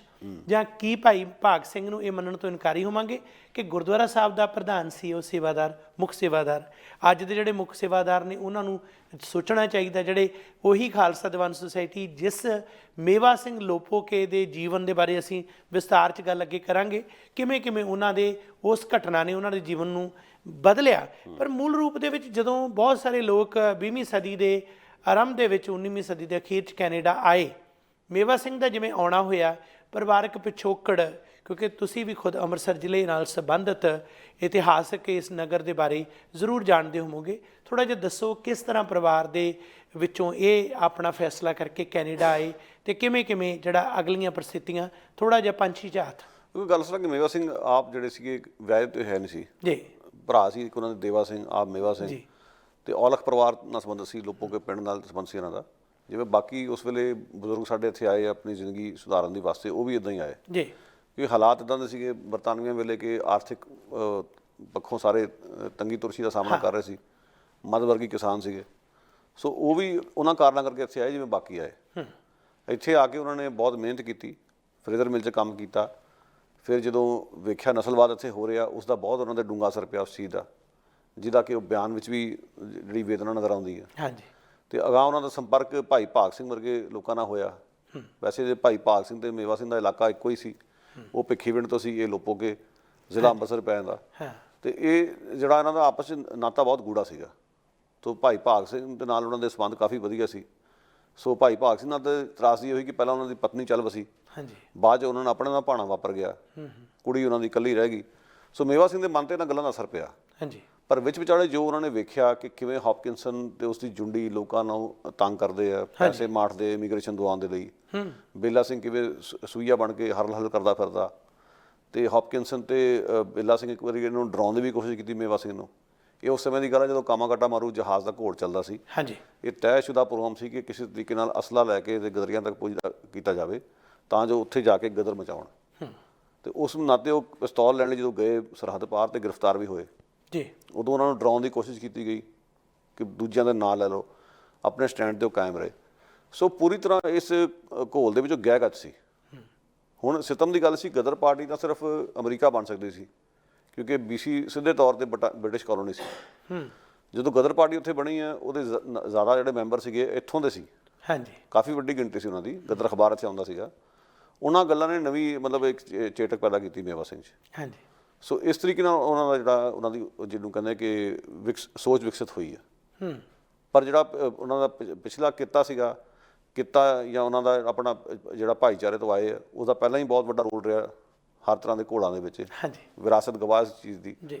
ਫਿਰ ਸਿੱਖੀ ਵਿਰਾਸਤ 'ਚ ਉਹਨਾਂ ਨੇ ਕਾਫੀ ਕੁਝ ਲਿਆ। ਸੋ ਰਲਾ ਮਿਲਾ ਕੇ ਇੱਦਾਂ ਉਹਨਾਂ ਦੇ ਜਿਹੜੇ ਵਿਚਾਰ ਵਿਕਸਿਤ ਹੁੰਦੇ ਗਏ। ਸੋ ਉਸ ਦੇ ਅਧੀਨ ਜਾ ਕੇ ਉਹਨਾਂ ਨੇ ਹੌਪਕਿੰਸਨ ਨੂੰ ਸੌਦਾ ਲਾਇਆ ਸੀ। ਸੋ ਜਿਹੜਾ ਇਹ ਖਾਲਸਾ ਦੀਵਾਨ ਸੁਸਾਇਟੀ ਜਿਵੇਂ ਸਥਾਪਿਤ ਹੋਈ, ਜਦੋਂ ਅਸੀਂ ਦੇਖਦੇ ਹਾਂ ਤੇ ਮੇਵਾ ਸਿੰਘ ਗੁਰੀ ਜਾਂ ਈਵਨ ਭਾਈ ਭਾਗ ਸਿੰਘ ਜੀ, ਬਹੁਤ ਸਾਰੇ ਜਿਹੜੇ ਸਨ ਉਹ ਇੱਥੇ ਆ ਕੇ ਅੰਮ੍ਰਿਤਧਾਰੀ ਸਿੱਖ ਸਜੇ ਕੈਨੇਡਾ ਦੀ ਧਰਤੀ ਤੇ। ਇਵਨ ਮੈਂ ਕਈਆਂ ਦੇ ਤਾਂ ਨਾਂ ਪੜ੍ਹਦਾ ਸੀ, ਕਈਆਂ ਦੇ ਪਹਿਲੇ ਨਾਂ ਹੋਰ ਸੀ। ਉਹਨਾਂ ਨੇ ਜੀਵਨ, ਜਿਵੇਂ ਗੁਰਬਾਣੀ ਦੀ ਇੱਕ ਪੰਕਤੀ ਹੈ, ਸਤਿਗੁਰ ਕੇ ਜਨਮੇ ਗਵਨ ਮਿਟਾਇਆ, ਇੱਕ ਜੀਵਨ ਹੀ ਬਦਲ ਜਾਂਦਾ। ਜੀਵਨ ਦਾ ਪੂਰਾ ਉਹਨਾਂ ਦਾ ਪੱਖ ਹੀ ਬਦਲ ਗਿਆ। ਉਹਨਾਂ ਨੇ ਨਾਂ ਵੀ ਕਈਆਂ ਨੇ ਤਬਦੀਲ ਕਰ ਲਏ ਪਿਛਲੇ ਛੱਡ ਤੇ। ਇੱਥੋਂ ਜਾ ਕੇ ਕਈਆਂ ਨੇ, ਜਿਵੇਂ ਭਾਈ ਕਰਮ ਸਿੰਘ, ਉਹਨਾਂ ਦਾ ਪਹਿਲਾ ਨਾਂ ਨਰੈਣ ਸਿੰਘ ਸੀ। ਉਹਨਾਂ ਨੇ ਵੀ ਜਦੋਂ ਨਰੈਣੂ ਮਹੰਤ ਦੀ ਘਟਨਾ ਹੋਈ ਤੇ ਉਸ ਤੋਂ ਬਾਅਦ ਕਰਮ ਸਿੰਘ ਬੱਬਰ ਜਿਹੜੇ ਆ, ਉਹਨਾਂ ਨੇ ਨਰੈਣ ਸਿੰਘ ਨਾਂ ਬਦਲ ਕੇ ਕਰਮ ਸਿੰਘ ਰੱਖਿਆ ਤੇ ਅੰਮ੍ਰਿਤਧਾਰੀ ਸਜੇ। ਮੇਵਾ ਸਿੰਘ ਤੇ ਉਹ ਸਾਰੇ ਖਾਲਸਾ ਦੀਵਾਨ ਸੁਸਾਇਟੀ ਦੀ ਸਥਾਪਨਾ ਕੀਤੀ। ਹੁਣ ਜਦੋਂ ਇੱਕ ਪਾਸੇ ਵੋਟਾਂ ਦਾ ਹੱਕ ਖੋਹਣ ਦੀ ਗੱਲ, ਦੂਸਰੇ ਪਾਸੇ ਹੌਂਡਰਸ ਭੇਜਣ ਦੀ ਗੱਲ, ਫਿਰ ਉਸ ਦੇ ਨਾਲ ਨਾਲ ਜਿਹੜੀ ਕੰਟੀਨਿਊਸ ਜਰਨੀ ਵਰਗੇ ਕਾਲੇ ਕਾਨੂੰਨਾਂ ਦੀ ਗੱਲ, ਇਹ ਸਾਰਾ ਸਿਲਸਿਲਾ ਦਿਨ ਬ ਦਿਨ ਵੱਧ ਰਿਹਾ ਸੀ। ਉਸ ਸਮੇਂ ਜਿਹੜੀ ਸੰਸਥਾ ਦਾ ਗਠਨ ਹੋਣਾ ਖਾਲਸਾ ਦੀਵਾਨ ਸੁਸਾਇਟੀ ਦਾ, ਇਹ ਮੰਚ ਜਿਸ ਨੂੰ ਸਥਾਪਿਤ ਕਰਨ ਵਾਲੇ ਇਹ ਲੋਕ ਸਨ, ਇਹਨਾਂ ਦੀ ਪ੍ਰਸੰਗਿਕਤਾ ਅਤੇ ਭੂਮਿਕਾ ਨੂੰ ਜ਼ਰੂਰ ਅੱਜ ਵਿਚਾਰੀਏ। ਤੇ ਉਹ ਵਿਚਾਰਨਾ ਤਾਂ ਪਊਗਾ ਕਿਉਂਕਿ ਅੱਜ ਵੀ ਨਸਲਵਾਦ ਦੇ ਖਿਲਾਫ ਲੜਾਈ ਤਾਂ ਮੁੱਕੀ ਨਹੀਂ ਜੀ, ਉਹ ਜਾਰੀ ਆ ਜੀ। ਜਦੋਂ ਅਸੀਂ ਅਮਰੀਕਾ ਵੱਲ ਵੇਖਦੇ ਹਾਂ, ਅਸੀਂ ਭੁੱਲ ਜਾਂਦੇ ਕਿ ਕੈਨੇਡਾ ਦੇ ਵਿੱਚ ਵੀ ਨਸਲਵਾਦ ਹੁੰਦਾ ਰਿਹਾ ਤੇ ਅੱਜ ਵੀ ਹੋ ਰਿਹਾ ਜੀ। ਕੋਵਿਡ-19 ਤੋਂ ਬਾਅਦ ਅਸੀਂ ਵੇਖਿਆ ਕਿਵੇਂ ਏਸ਼ੀਆਈ ਲੋਕਾਂ ਦੇ ਖਿਲਾਫ ਨਸਲਵਾਦ ਬਹੁਤ ਤਿੱਖਾ ਹੋਇਆ। ਇੱਥੋਂ ਤੱਕ ਕਿ ਗੁਰਵਿੰਦਰ ਸਿੰਘ ਜੀ ਹਾਲ ਹੀ ਦੇ ਵਿੱਚ ਕੈਨੇਡਾ ਦੇ ਰੱਖਿਆ ਮੰਤਰਾਲੇ ਦੀ ਡਿਪਾਰਟਮੈਂਟ ਦੀ ਇੱਕ ਰਿਪੋਰਟ ਆਈ ਆ ਜਿਹਦੇ ਮੁਤਾਬਕ ਕੋਵਿਡ-19 ਦਾ ਸੰਕਟ ਜੇ ਇਸੇ ਤਰ੍ਹਾਂ ਲਮਕਦਾ ਰਿਹਾ, ਲੋਕਾਂ ਦਾ ਸਰਕਾਰ ਤੋਂ ਭਰੋਸਾ ਉੱਠਦਾ ਗਿਆ, ਤਾਂ ਗੋਰੇ ਨਸਲਵਾਦੀ ਪਹਿਲੇ ਨਾਲੋਂ ਵੀ ਹੋਰ ਸਰਗਰਮ ਹੋ ਜਾਣਗੇ ਜੀ। ਸੋ ਇਹ ਬਹੁਤ ਵੱਡਾ ਖਤਰਾ ਇੱਥੇ ਮੰਡਰਾ ਰਿਹਾ। ਵੈਸੇ ਸਾਡੇ ਦਰਸ਼ਕਾਂ ਦੀ ਜਾਣਕਾਰੀ ਲਈ ਜਿਹੜੇ ਰੱਖਿਆ ਮੰਤਰੀ ਨੇ ਹਰਜੀਤ ਸਿੰਘ ਸੱਜਣ, ਉਹਨਾਂ ਨੇ ਹਾਲ ਹੀ ਦੇ ਵਿੱਚ ਇੱਕ ਪੈਨਲ ਦਾ ਵੀ ਗਠਨ ਕੀਤਾ ਰੱਖਿਆ ਮਹਿਕਮੇ ਵੱਲੋਂ ਕਿ ਜਿਹੜੇ ਸਾਡੀ ਫੌਜ ਵਿੱਚ ਗੋਰੇ ਨਸਲਵਾਦੀ ਨੇ ਉਹਨਾਂ ਦੀਆਂ ਛਾਂਟੀਆਂ ਕਰਕੇ ਉਹਨਾਂ ਨੂੰ ਕੱਢਿਆ ਜਾਵੇ। ਯਾਨੀ ਕਿ ਐਡਾ ਸੀਰੀਅਸ ਮਾਮਲਾ ਕਿ ਫੌਜ ਦੇ ਵਿੱਚ ਨਸਲਵਾਦੀ ਲੋਕ ਬੈਠੇ ਆ ਜੀ। ਆਰਸੀਐਮਪੀ ਦਾ ਇੱਕ ਅਧਿਕਾਰੀ ਮੰਨ ਚੁੱਕਿਆ ਕਿ ਸਾਡੀ ਫੋਰਸ ਵਿੱਚ ਵੀ ਨਸਲਵਾਦੀ ਹੈਗੇ ਨੇ। ਯਾਨੀ ਨਸਲਵਾਦ ਇੱਥੋਂ ਦੇ ਸਿਸਟਮ ਵਿੱਚ, ਮੁਆਸ਼ਰੇ 'ਚ ਪਸਰਿਆ ਹੋਇਆ, ਫੈਲਿਆ ਹੋਇਆ, ਗਹਿ ਗੱਚ ਹੈ ਇੱਥੇ ਸਿਸਟਮ ਦੇ ਵਿੱਚ। ਉਹਨੂੰ ਉਹਨਾਂ ਲੋਕਾਂ ਦੀ ਨਿਸ਼ਾਨਦੇਹੀ ਕਰਕੇ ਉਹਨਾਂ ਨੂੰ ਕੱਢਣਾ ਇਹ ਲੜਾਈ ਦਾ ਹਿੱਸਾ। ਸੋ ਇਹ ਨਾ ਸੋਚੋ ਕਿ ਸਿਰਫ ਅਮਰੀਕਾ ਦੀ ਸਮੱਸਿਆ ਵਾਲੀ ਜੀ। ਔਰ ਯਾਦ ਰਹੇ ਕਿ ਟਰੰਪ ਦੇ ਹੱਕ 'ਚ ਇੱਥੇ ਵੀ ਰੈਲੀਆਂ ਕੱਢੀਆਂ ਗਈਆਂ। ਵੈਨਕੂਵਰ 'ਚ ਰੈਲੀ ਕੱਢੀ ਗਈ, ਇੱਕ ਪੱਤਰਕਾਰ ਨਾਲ ਹੱਥੋਂ ਪਾਈ ਹੋਈ ਆ। ਹਾਂਜੀ। ਸੋ ਕਹਿਣ ਦਾ ਮਤਲਬ ਕਿ ਨਸਲਵਾਦ ਦਾ ਖਤਰਾ ਲਗਾਤਾਰ ਮੰਡਰਾ ਰਿਹਾ। ਜਦੋਂ ਤੱਕ ਖਤਰਾ ਮੰਡਰਾਉਂਦਾ ਰਹੂਗਾ, ਮੇਵਾ ਸਿੰਘ ਦੀ ਸ਼ਹਾਦਤ ਜਾਂ ਗਦਰੀਆਂ ਦੀ ਸ਼ਹਾਦਤਾਂ ਪ੍ਰਸੰਗਕ ਰਹਿਣਗੀਆਂ ਜੀ, ਕਿਉਂਕਿ ਇਹਨਾਂ ਸਥਿਤੀਆਂ ਵਿੱਚੋਂ ਹੀ ਗਦਰ ਪਾਰਟੀ ਦਾ ਉਠਾਨ ਹੋਇਆ। ਦੇਖੋ, ਗਦਰ ਪਾਰਟੀ ਬਣੀ 1913 ਦੇ ਵਿੱਚ। ਹਾਂਜੀ। ਗਦਰ ਅਖਬਾਰ ਵੀ ਤਕਰੀਬਨ ਉਦੋਂ ਸ਼ੁਰੂ ਹੋਇਆ, ਪਰ ਸਵਦੇਸ਼ ਸੇਵਕ ਪਹਿਲਾਂ ਉੱਥੇ ਸ਼ੁਰੂ ਹੋਇਆ। ਖਾਲਸਾ ਦੀਵਾਨ ਸੁਸਾਇਟੀ ਨੇ ਵੀ ਇੱਕ ਤਰੀਕੇ ਨਾਲ ਗਦਰ ਪਾਰਟੀ ਲਈ ਜ਼ਮੀਨ ਤਿਆਰ ਕੀਤੀ ਹੈ। ਬਿਲਕੁਲ। ਸੋ ਇਹ ਗੱਲਾਂ ਜਿਹੜੀਆਂ ਨੇ ਲਗਾਤਾਰਤਾ ਵਿੱਚ, ਨਿਰੰਤਰਤਾ ਵਿੱਚ ਵੇਖਣਾ ਤੇ ਸਮਝਣਾ ਬਹੁਤ ਜ਼ਰੂਰੀ ਹੈ। ਸੋ ਉਹ ਲੜਾਈ ਮੁੱਕੀ ਨਹੀਂ, ਅਜੇ ਵੀ ਜਾਰੀ ਹੈ। ਚਾਹੇ ਉਹ ਲੜਾਈ ਮਤਲਬ ਭਾਰਤ ਵਿੱਚ ਨਵ-ਬਸਤੀਵਾਦ ਦੇ ਰੂਪ 'ਚ ਹੋਵੇ, ਅੱਜ ਜਿਸ ਕਿਸਮ ਦਾ ਫਾਸੀਵਾਦ ਜਾਂ ਘੱਟ ਗਿਣਤੀ ਦੇ ਹਮਲੇ ਹੋ ਰਹੇ ਨੇ, ਜੇ ਗਦਰੀਆ ਜਿਉਂਦੇ ਹੁੰਦੇ ਉਹਨਾਂ ਨੇ ਲੜਾਈ ਲੜਨੀ ਸੀਗੀ। ਬਿਲਕੁਲ। ਸਾਡੇ ਕੋਲ ਮਿਸਾਲਾਂ ਨੇ। ਸੋਹਣ ਸਿੰਘ ਭਗਨਾ ਜਿਹੜੇ ਟਿੱਕੇ ਨਹੀਂ ਬੈਠੇ ਆਜ਼ਾਦੀ ਤੋਂ ਬਾਅਦ ਵੀ ਨਿਰੰਤਰ ਘੋਲਾਂ 'ਚ ਸ਼ਾਮਲ ਰਹੇ ਨੇ, ਜਿਸ ਦੇ ਕਰਕੇ ਕੁੱਬ ਨਿਕਲ ਆਇਆ ਉਹਨਾਂ ਦਾ। ਬੂਜਾ ਸਿੰਘ ਦਾ ਮੁਕਾਬਲਾ ਬਣਾਇਆ ਗਿਆ। ਅਨੇਕਾਂ ਸਾਡੇ ਕੋਲ ਮਿਸਾਲਾਂ ਨੇ। ਇਹ ਦੱਸਦੀਆਂ ਨੇ ਕਿ ਲੜਾਈ ਮੁੱਕੀ ਨਹੀਂ, ਲੜਾਈ ਨੂੰ ਜਾਰੀ ਰੱਖਣ ਦੀ ਲੋੜ ਆ। ਜਦੋਂ ਅਸੀਂ ਦੇਖਦੇ ਹਾਂ ਕਿ ਜਿਹੜੀਆਂ ਘਟਨਾਵਾਂ ਜੁੜਦੀਆਂ ਗਈਆਂ, ਉਹਨਾਂ ਘਟਨਾਵਾਂ ਦਾ ਜਿਹੜਾ ਲੜੀਵਾਰ ਅੰਕਣ ਕਰੀਏ ਤਾਂ ਇੱਕ ਮਹੱਤਵਪੂਰਨ ਉਸ ਦੇ ਵਿੱਚ ਕੜੀ ਹੈ 5 ਸਤੰਬਰ 1914 ਦੀ ਘਟਨਾ ਦੀ। 5 ਸਤੰਬਰ ਗੁਰਦੁਆਰਾ ਖਾਲਸਾ ਦੀਵਾਨ ਸੁਸਾਇਟੀ 2 ਐਵਨਿਊ 'ਤੇ ਗੁਰਦੁਆਰਾ ਸਾਹਿਬ ਵਿਖੇ ਭਾਈ ਭਾਗ ਸਿੰਘ ਜੀ, ਭਾਈ ਬਤਨ ਸਿੰਘ ਜੀ, ਹੋਰ ਬਹੁਤ ਸਾਰੇ ਸਿੰਘ ਮੌਜੂਦ ਸਨ। ਇੱਕ ਸੰਸਕਾਰ ਦੇ ਬਾਅਦ ਦੀ ਇਹ ਘਟਨਾ ਹੈ ਅਤੇ ਉਸ ਵੇਲੇ ਬੇਲਾ ਜਾਨ ਜਿਹੜਾ ਕਿ ਹੌਪਕਿੰਸਨ ਦੇ ਇਸ਼ਾਰੇ 'ਤੇ ਉੱਠਿਆ ਅਤੇ ਅਰਦਾਸ ਦੇ ਸਮੇਂ ਉਸਨੇ ਗੋਲੀਆਂ ਭਰਾਉਣੀਆਂ ਸ਼ੁਰੂ ਕਰ ਦਿੱਤੀਆਂ। ਬੇਸ਼ੱਕ ਇਹ ਭਾਈ ਭਾਗ ਸਿੰਘ ਜੀ, ਭਾਈ ਬਲਵੰਤ ਸਿੰਘ ਖੁਰਦਪੁਰ ਉਸ ਦੇ ਨਿਸ਼ਾਨੇ 'ਤੇ ਸਨ, ਪਰ ਜਦੋਂ ਭਾਗ ਸਿੰਘ ਜੀ 'ਤੇ ਗੋਲੀਆਂ ਚਲਾਈਆਂ ਤਾਂ ਬਤਨ ਸਿੰਘ ਨੇ ਉਸ ਨੂੰ ਜੱਫਾ ਮਾਰ ਲਿਆ, ਧੌਣੋਂ ਫੜ ਲਿਆ ਅਤੇ ਉਹਨਾਂ ਪਿਸਤੌਲ ਉਹ ਭਾਈ ਬਤਨ ਸਿੰਘ ਵੱਲ ਕਰ ਦਿੱਤਾ, ਦਲੇਰ ਸਿੰਘ ਵਾਲਾ। ਉਹ ਸ਼ਹੀਦ ਹੋ ਗਏ। ਇਹ 2 ਸਿੰਘ ਸ਼ਹੀਦ ਹੋ ਗਏ। ਭਾਈ ਮੇਵਾ ਸਿੰਘ ਦੀ ਮੌਜੂਦਗੀ ਉਸ ਸਮੇਂ ਉਹ ਸਾਰੀਆਂ ਘਟਨਾਵਾਂ ਨੂੰ ਜਿਸ ਤਰੀਕੇ ਨਾਲ ਉਹਨਾਂ ਦੇ ਅੰਦਰ ਉਸ ਗੱਲ ਦਾ ਰੋਹ ਪੈਦਾ ਕੀਤਾ, ਜਬੇ ਬਾਣ ਲੱਗ ਗਿਓ ਤਬੇ ਰੋਸ ਜਾਗਿਓ, ਉਹ ਅੱਗੇ ਚੱਲਦਾ ਗਿਆ ਸਿਲਸਿਲਾ। ਅਤੇ ਆਖਿਰਕਾਰ ਇੱਕ ਸਮਾਂ ਆਇਆ ਜਦੋਂ ਕਿ ਭਾਈ ਮੇਵਾ ਸਿੰਘ ਨੇ ਹੌਪਕਿੰਸਨ ਨੂੰ ਜਿਹੜਾ ਹੈ ਸੋਧਿਆ। ਹੁਣ ਜਿਹੜਾ ਹੌਪਕਿੰਸਨ ਨੂੰ ਜਿੱਦਣ ਉਹ ਸਾਰੀ ਘਟਨਾ ਹੋਈ, ਹਾਲਾਂਕਿ ਕਈਆਂ ਨੇ ਉਸ ਨੂੰ ਡਰਾਮੈਟਿਕ ਰੂਪ ਵੀ ਦਿੱਤਾ। ਅੱਜ ਵੀ ਜਿਹੜੀ ਆਰਟ ਗੈਲਰੀ ਹੈ ਵੈਨਕੂਵਰ ਦੀ ਰੌਬਸਨ ਸਕੁਏਅਰ 'ਤੇ, ਜਿੱਥੇ ਮੁਜ਼ਾਹਰੇ ਹੁੰਦੇ ਨੇ, ਇਕੱਠ ਹੁੰਦੇ ਨੇ, ਪ੍ਰਦਰਸ਼ਨ ਹੁੰਦੇ ਨੇ, ਉੱਥੇ ਬਹੁਤਿਆਂ ਨੂੰ ਪਤਾ ਨਹੀਂ ਕਿ ਇਸ ਜਗ੍ਹਾ ਦੇ ਉੱਪਰ ਹੀ ਮੇਵਾ ਸਿੰਘ ਨੇ ਹੌਪਕਿੰਸਨ ਨੂੰ ਸੋਧਿਆ ਸੀ। ਉਹ ਪੌੜੀਆਂ ਇਸ ਗੱਲ ਦੀ ਗਵਾਹੀ ਦਿੰਦੀਆਂ ਨੇ। ਕਈ ਤਾਂ ਅਜੇ ਵੀ ਕਹਿੰਦੇ ਨੇ ਕਿ ਹੌਪਕਿੰਸਨ ਦੀ ਭਟਕਦੀ ਰੂਹ ਜਿਹੜੀ ਹੈ ਉੱਥੇ ਹੀ ਅਜੇ ਸਮਾਈ ਹੋਈ ਹੈ। ਸੋ ਜਿਸ ਦਿਨ ਜਿਵੇਂ ਉਹ ਘਟਨਾ ਹੋਈ, ਥੋੜ੍ਹਾ ਜਿਹਾ ਉਸ ਦਾ ਤਰਤੀਬ ਵੇਰਵਾ ਜ਼ਰੂਰ ਦਿਓ। ਉਹਦੇ 'ਚ ਗੱਲ ਇਸ ਤਰ੍ਹਾਂ ਸੀ ਕਿ ਜਿਹੜਾ ਬੇਲਾ ਸਿੰਘ ਸੀਗਾ ਉਹਦੇ ਖਿਲਾਫ ਅਦਾਲਤੀ ਕਾਰਵਾਈ ਚੱਲ ਰਹੀ ਸੀ ਜੀ, ਔਰ ਹੌਪਕਿੰਸਨ ਨੇ ਬਿਆਨ ਦਰਜ ਕਰਾਉਣੇ ਸੀ ਆਪਣੇ। ਸੋ ਮੇਵਾ ਸਿੰਘ ਮਿੱਥ ਕੇ ਗਏ ਸੀ ਕਿ ਮੈਂ ਇਹਨੂੰ ਛੱਡਦਾ ਨਹੀਂ। ਜੇ ਬੇਲਾ ਸਿੰਘ ਬਾਹਰ ਹੁੰਦਾ ਤਾਂ ਬੇਲਾ ਸਿੰਘ ਦਾ ਵੀ ਹਸ਼ਰ ਇਹ ਹੋਣਾ ਸੀ, ਕਿਉਂਕਿ ਬਾਅਦ 'ਚ ਵੇਖੋ ਕਿ ਬੇਲਾ ਸਿੰਘ ਜਦੋਂ ਛੁੱਟ ਗਿਆ ਜਾਂ ਉਹਨੂੰ ਛੱਡ ਦਿੱਤਾ ਗਿਆ ਸਾਜ਼ਿਸ਼ੀ ਢੰਗ ਨਾਲ, ਫਿਰ ਉਹਨੂੰ ਵਾਪਸ ਇੰਡੀਆ ਭੇਜਿਆ ਗਿਆ, ਮੁਰੱਬੇ ਦਿੱਤੇ ਗਏ। ਉੱਥੇ ਫਿਰ ਬੱਬਰਾਂ ਨੇ ਦਾ ਸੌਦਾ ਲਾਇਆ। ਉਹਨਾਂ ਵਿੱਚ ਹਰੀ ਸਿੰਘ ਸੂੰਢ ਵੀ ਸੀਗੇ ਜਿਹੜੇ ਪਹਿਲਾਂ ਗਦਰ ਪਾਰਟੀ ਸੀ, ਬਾਅਦ 'ਚ ਬੱਬਰਾਂ 'ਚ ਜਾ ਵੜੇ ਸੀ। ਸੋ ਇਹ ਲੜਾਈ ਬਹੁਤ ਲੰਮਾ ਚੱਲੀ ਉਸ ਤੋਂ ਬਾਅਦ ਵੀ। ਸੋ ਜਦੋਂ ਮੇਵਾ ਸਿੰਘ ਹੁਣੀ ਸੋਚ ਕੇ ਗਏ ਸੀ ਨਿਸ਼ਚਾ ਕਰਕੇ ਕਿ ਮੈਂ ਇਹਨੂੰ ਮਾਰ ਦੇਣਾ, ਅਤੇ ਉਸ ਤੋਂ ਬਾਅਦ ਉਹ ਮੁੜੇ ਵੀ ਨਹੀਂ। ਉਹਨਾਂ ਨੇ ਬੜੀ ਬਹਾਦਰੀ ਨਾਲ ਆਪਣੇ ਆਪ ਨੂੰ ਪੁਲਿਸ ਦੇ ਹਵਾਲੇ ਵੀ ਕਰ ਦਿੱਤਾ ਜੀ। ਉਸ ਵੇਲੇ ਜਿਹੜੀ ਆਰਟ ਗੈਲਰੀ ਜਿਹਨੂੰ ਅਸੀਂ ਵੇਖਦੇ ਹਾਂ, ਇਹ ਕੋਰਟ ਸੀਗਾ। ਇਹ ਅੱਜ ਵੀ ਤੁਸੀਂ ਉਹਦੇ ਜਾਓ, ਆਲੇ ਦੁਆਲੇ ਸ਼ੈਰਿਫ ਲਿਖਿਆ ਹੁੰਦਾ ਕਈ ਥਾਵਾਂ 'ਤੇ। ਸੋ ਉਹ ਬੇਸਿਕਲੀ ਕਚਹਿਰੀ ਸੀ ਜਿੱਥੇ ਉਹ ਸੁਣਵਾਈ ਚੱਲ ਰਹੀ ਸੀ ਅਤੇ ਹੌਪਕਿੰਸਨ ਦਾ ਆਉਣਾ ਜਾਣਾ ਸੀ। ਹੌਪਕਿੰਸਨ ਆਪਣੇ ਵੱਲੋਂ ਬੇਲਾ ਸਿੰਘ ਦੇ ਹੱਕ 'ਚ ਗਵਾਹੀਆਂ ਦਿੰਦਾ ਫਿਰਦਾ ਸੀ। ਸੋ ਉਸ ਵੇਲੇ ਮਤਲਬ ਦਿਨ ਚਿੱਟੇ ਮੇਵਾ ਸਿੰਘ ਨੇ ਕੰਮ ਕੀਤਾ, ਕੋਈ ਲੋਕ ਛਿਪ ਕੇ ਨਹੀਂ। ਸੋ ਇਹ ਉਸ ਘਟਨਾ ਦੀ ਮਤਲਬ ਵਿਸ਼ੇਸ਼ਤਾ ਹੈ। ਸੋ ਜਿਹੜੇ ਲੋਕ ਆਰਟ ਗੈਲਰੀ 'ਤੇ ਜਾਂਦੇ ਨੇ ਉਹਨਾਂ ਨੂੰ ਇਹ ਧਿਆਨ 'ਚ ਰੱਖਣਾ ਚਾਹੀਦਾ ਕਿ ਆਰਟ ਗੈਲਰੀ ਉਹ ਥਾਂ ਹੈ ਜਿੱਥੇ ਦੁਸ਼ਟ ਦਮਨ ਕੀਤਾ ਸੀ ਮੇਵਾ ਸਿੰਘ ਨੇ, ਇਹ ਉਹ ਥਾਂ ਹੈ। ਔਰ ਮੈਂ ਪਨੀਤ ਸਿੰਘ ਨੂੰ ਵਧਾਈ ਦਿੰਦਾ ਕਿ ਉਸੇ ਥਾਂ 'ਤੇ ਉਸਨੇ ਨਾਟਕ ਖੇਡਿਆ ਜੀ, ਜਿਹੜਾ ਕਿ ਇਸੇ ਪੂਰੇ ਘਟਨਾਕ੍ਰਮ ਦੇ ਉੱਤੇ ਆਧਾਰਿਤ ਸੀ। ਸੋ ਉਹ ਸਾਰਾ ਕੁਝ ਰੀਕ੍ਰੀਏਟ ਕਰਨ ਦਾ ਮਕਸਦ ਹੀ ਇਹ ਸੀ ਕਿ ਲੋਕਾਂ ਨੂੰ ਦੱਸਿਆ ਜਾਵੇ ਕਿ ਜਿਹੜੀ ਇਮਾਰਤ ਹੈ ਇਸ ਦੀ ਸਾਡੇ ਲਈ ਕੀ ਪ੍ਰਸੰਗਕਤਾ ਜਾਂ ਸਾਡੇ ਲਈ ਕਿੰਨੀ ਇੰਪੋਰਟੈਂਟ ਆ। ਸੋ ਉਹਨਾਂ ਨੇ ਮੈਨੂੰ ਸਗੋਂ ਉਹ ਥਾਂ ਵੀ ਵਿਖਾਈ ਸੀ ਕਿ ਜਿੱਥੇ ਐਗਜ਼ੈਕਟਲੀ ਉਹਨੂੰ ਕਤਲ ਕੀਤਾ ਗਿਆ ਜੀ। ਸੋ ਉਹ ਅੰਦਰਲੇ ਪਾਸੇ ਪੌੜੀਆਂ ਜਿਹੜੀ ਘੁੰਮ ਕੇ ਆਉਂਦੀਆਂ, ਉਹ ਸਾਰੀ ਥਾਂ ਉਹਨੇ ਮੈਨੂੰ ਦਰਸਾਈ ਸੀ ਵਾਰੀ ਜੀ। ਸੋ ਮੇਰਾ ਮਤਲਬ ਕਹਿਣ ਦਾ ਕਿ ਇਹ ਜਿਹੜੀ ਕੋਰਟ ਦੀ ਜਿਹੜੀ ਉਹ ਥਾਂ ਆ ਉਹ ਹੋ ਗਈ ਜਾ ਕੇ ਵੇਖਣ ਵਾਲੀ ਆ। ਇਸ ਤੋਂ ਇਲਾਵਾ ਜਿੱਥੇ ਮੇਵਾ ਸਿੰਘ ਨੂੰ ਫਾਂਸੀ ਲਾਇਆ ਗਿਆ ਨਿਊ ਵੈਸਟਮਿੰਸਟਰ ਸਕੂਲ ਦੇ ਕੋਲ ਥਾਂ ਵਾਲੀ, ਉਹ ਥਾਂ ਵੀ ਲੋਕਾਂ ਨੂੰ ਜਾ ਕੇ ਵੇਖਣੀ ਚਾਹੀਦੀ ਹੈ। ਹੋ ਸਕਦਾ ਆਉਂਦੇ ਦਿਨਾਂ 'ਚ ਉੱਥੇ ਕੋਈ ਢੁਕਵੀਂ ਯਾਦਗਾਰ ਉਸਾਰੀ ਜਾਵੇ। ਨਿਊ ਵੈਸਟ ਵਾਲੇ ਕੋਸ਼ਿਸ਼ਾਂ ਕਰ ਰਹੇ ਆ। ਚੱਕ ਪਕਮਾਰ ਵੈਸੇ ਸਬੱਬ ਨਾਲ ਅੱਜ ਵੀ ਉਹਨਾਂ ਨੇ ਇੱਕ ਐਲਾਨਨਾਮਾ ਜਾਰੀ ਕੀਤਾ ਦੁਬਾਰਾ, ਯਾਨੀ ਇਸ ਵਰ੍ਹੇ ਦੇ ਵੀ 11 ਜਨਵਰੀ ਨੂੰ ਮੇਵਾ ਸਿੰਘ ਡੇ ਘੋਸ਼ਿਤ ਕੀਤਾ ਗਿਆ। ਰਸਮੀ ਤੌਰ ਤੇ ਅਗਲੇ ਸੋਮਵਾਰ ਦੀ ਉਹਨਾਂ ਦੀ ਕੌਂਸਲ ਮੀਟਿੰਗ 'ਚ ਉਹ ਸ਼ਾਇਦ ਪੜਿਆ ਵੀ ਜਾਊਗਾ, ਪਰ ਫੈਸਲਾ ਹੋ ਚੁੱਕਿਆ।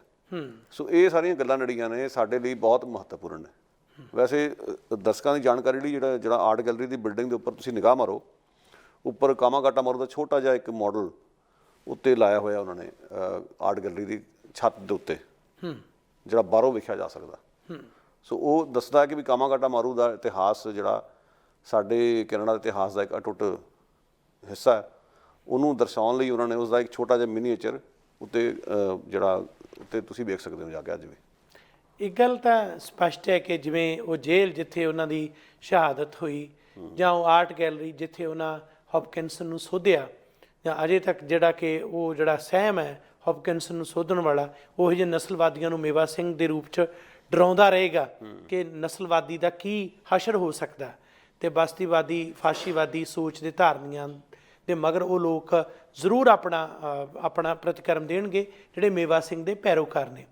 ਪਰ ਇੱਕ ਗੱਲ ਹੈ ਕਿ ਅੱਜ ਜਦੋਂ ਅਸੀਂ ਆਪਣੀ ਹਿਸਟਰੀ ਨੂੰ ਸੰਭਾਲਣ ਦੀ ਗੱਲ ਕਰਦੇ ਹਾਂ, ਜਿਵੇਂ ਕਿ ਤੁਸੀਂ ਚੱਕ ਪਕਮਾਰ ਦੀ ਮਿਸਾਲ ਦਿੱਤੀ ਹੈ, ਸਾਡੇ ਆਪਣੇ ਬਹੁਤ ਸਾਰੇ ਪਾਰਲੀਮੈਂਟੇਰੀਅਨ ਨੇ, ਸਾਡੇ ਬਹੁਤ ਸਾਰੇ ਚੁਣੇ ਕੌਂਸਲਰ ਨੇ, ਨੈਸ਼ਨਲ ਲੈਵਲ 'ਤੇ ਵੀ ਮੇਵਾ ਸਿੰਘ ਦੀ ਜਿਹੜੀ ਗੱਲ ਹੋਣੀ ਚਾਹੀਦੀ ਹੈ, ਉਹਨਾਂ ਦਾ ਇਤਿਹਾਸ ਜਿਹੜਾ ਠੀਕ ਕਰਨ ਦੇ ਵਾਸਤੇ ਉਪਰਾਲੇ ਹੋਣੇ ਚਾਹੀਦੇ ਨੇ।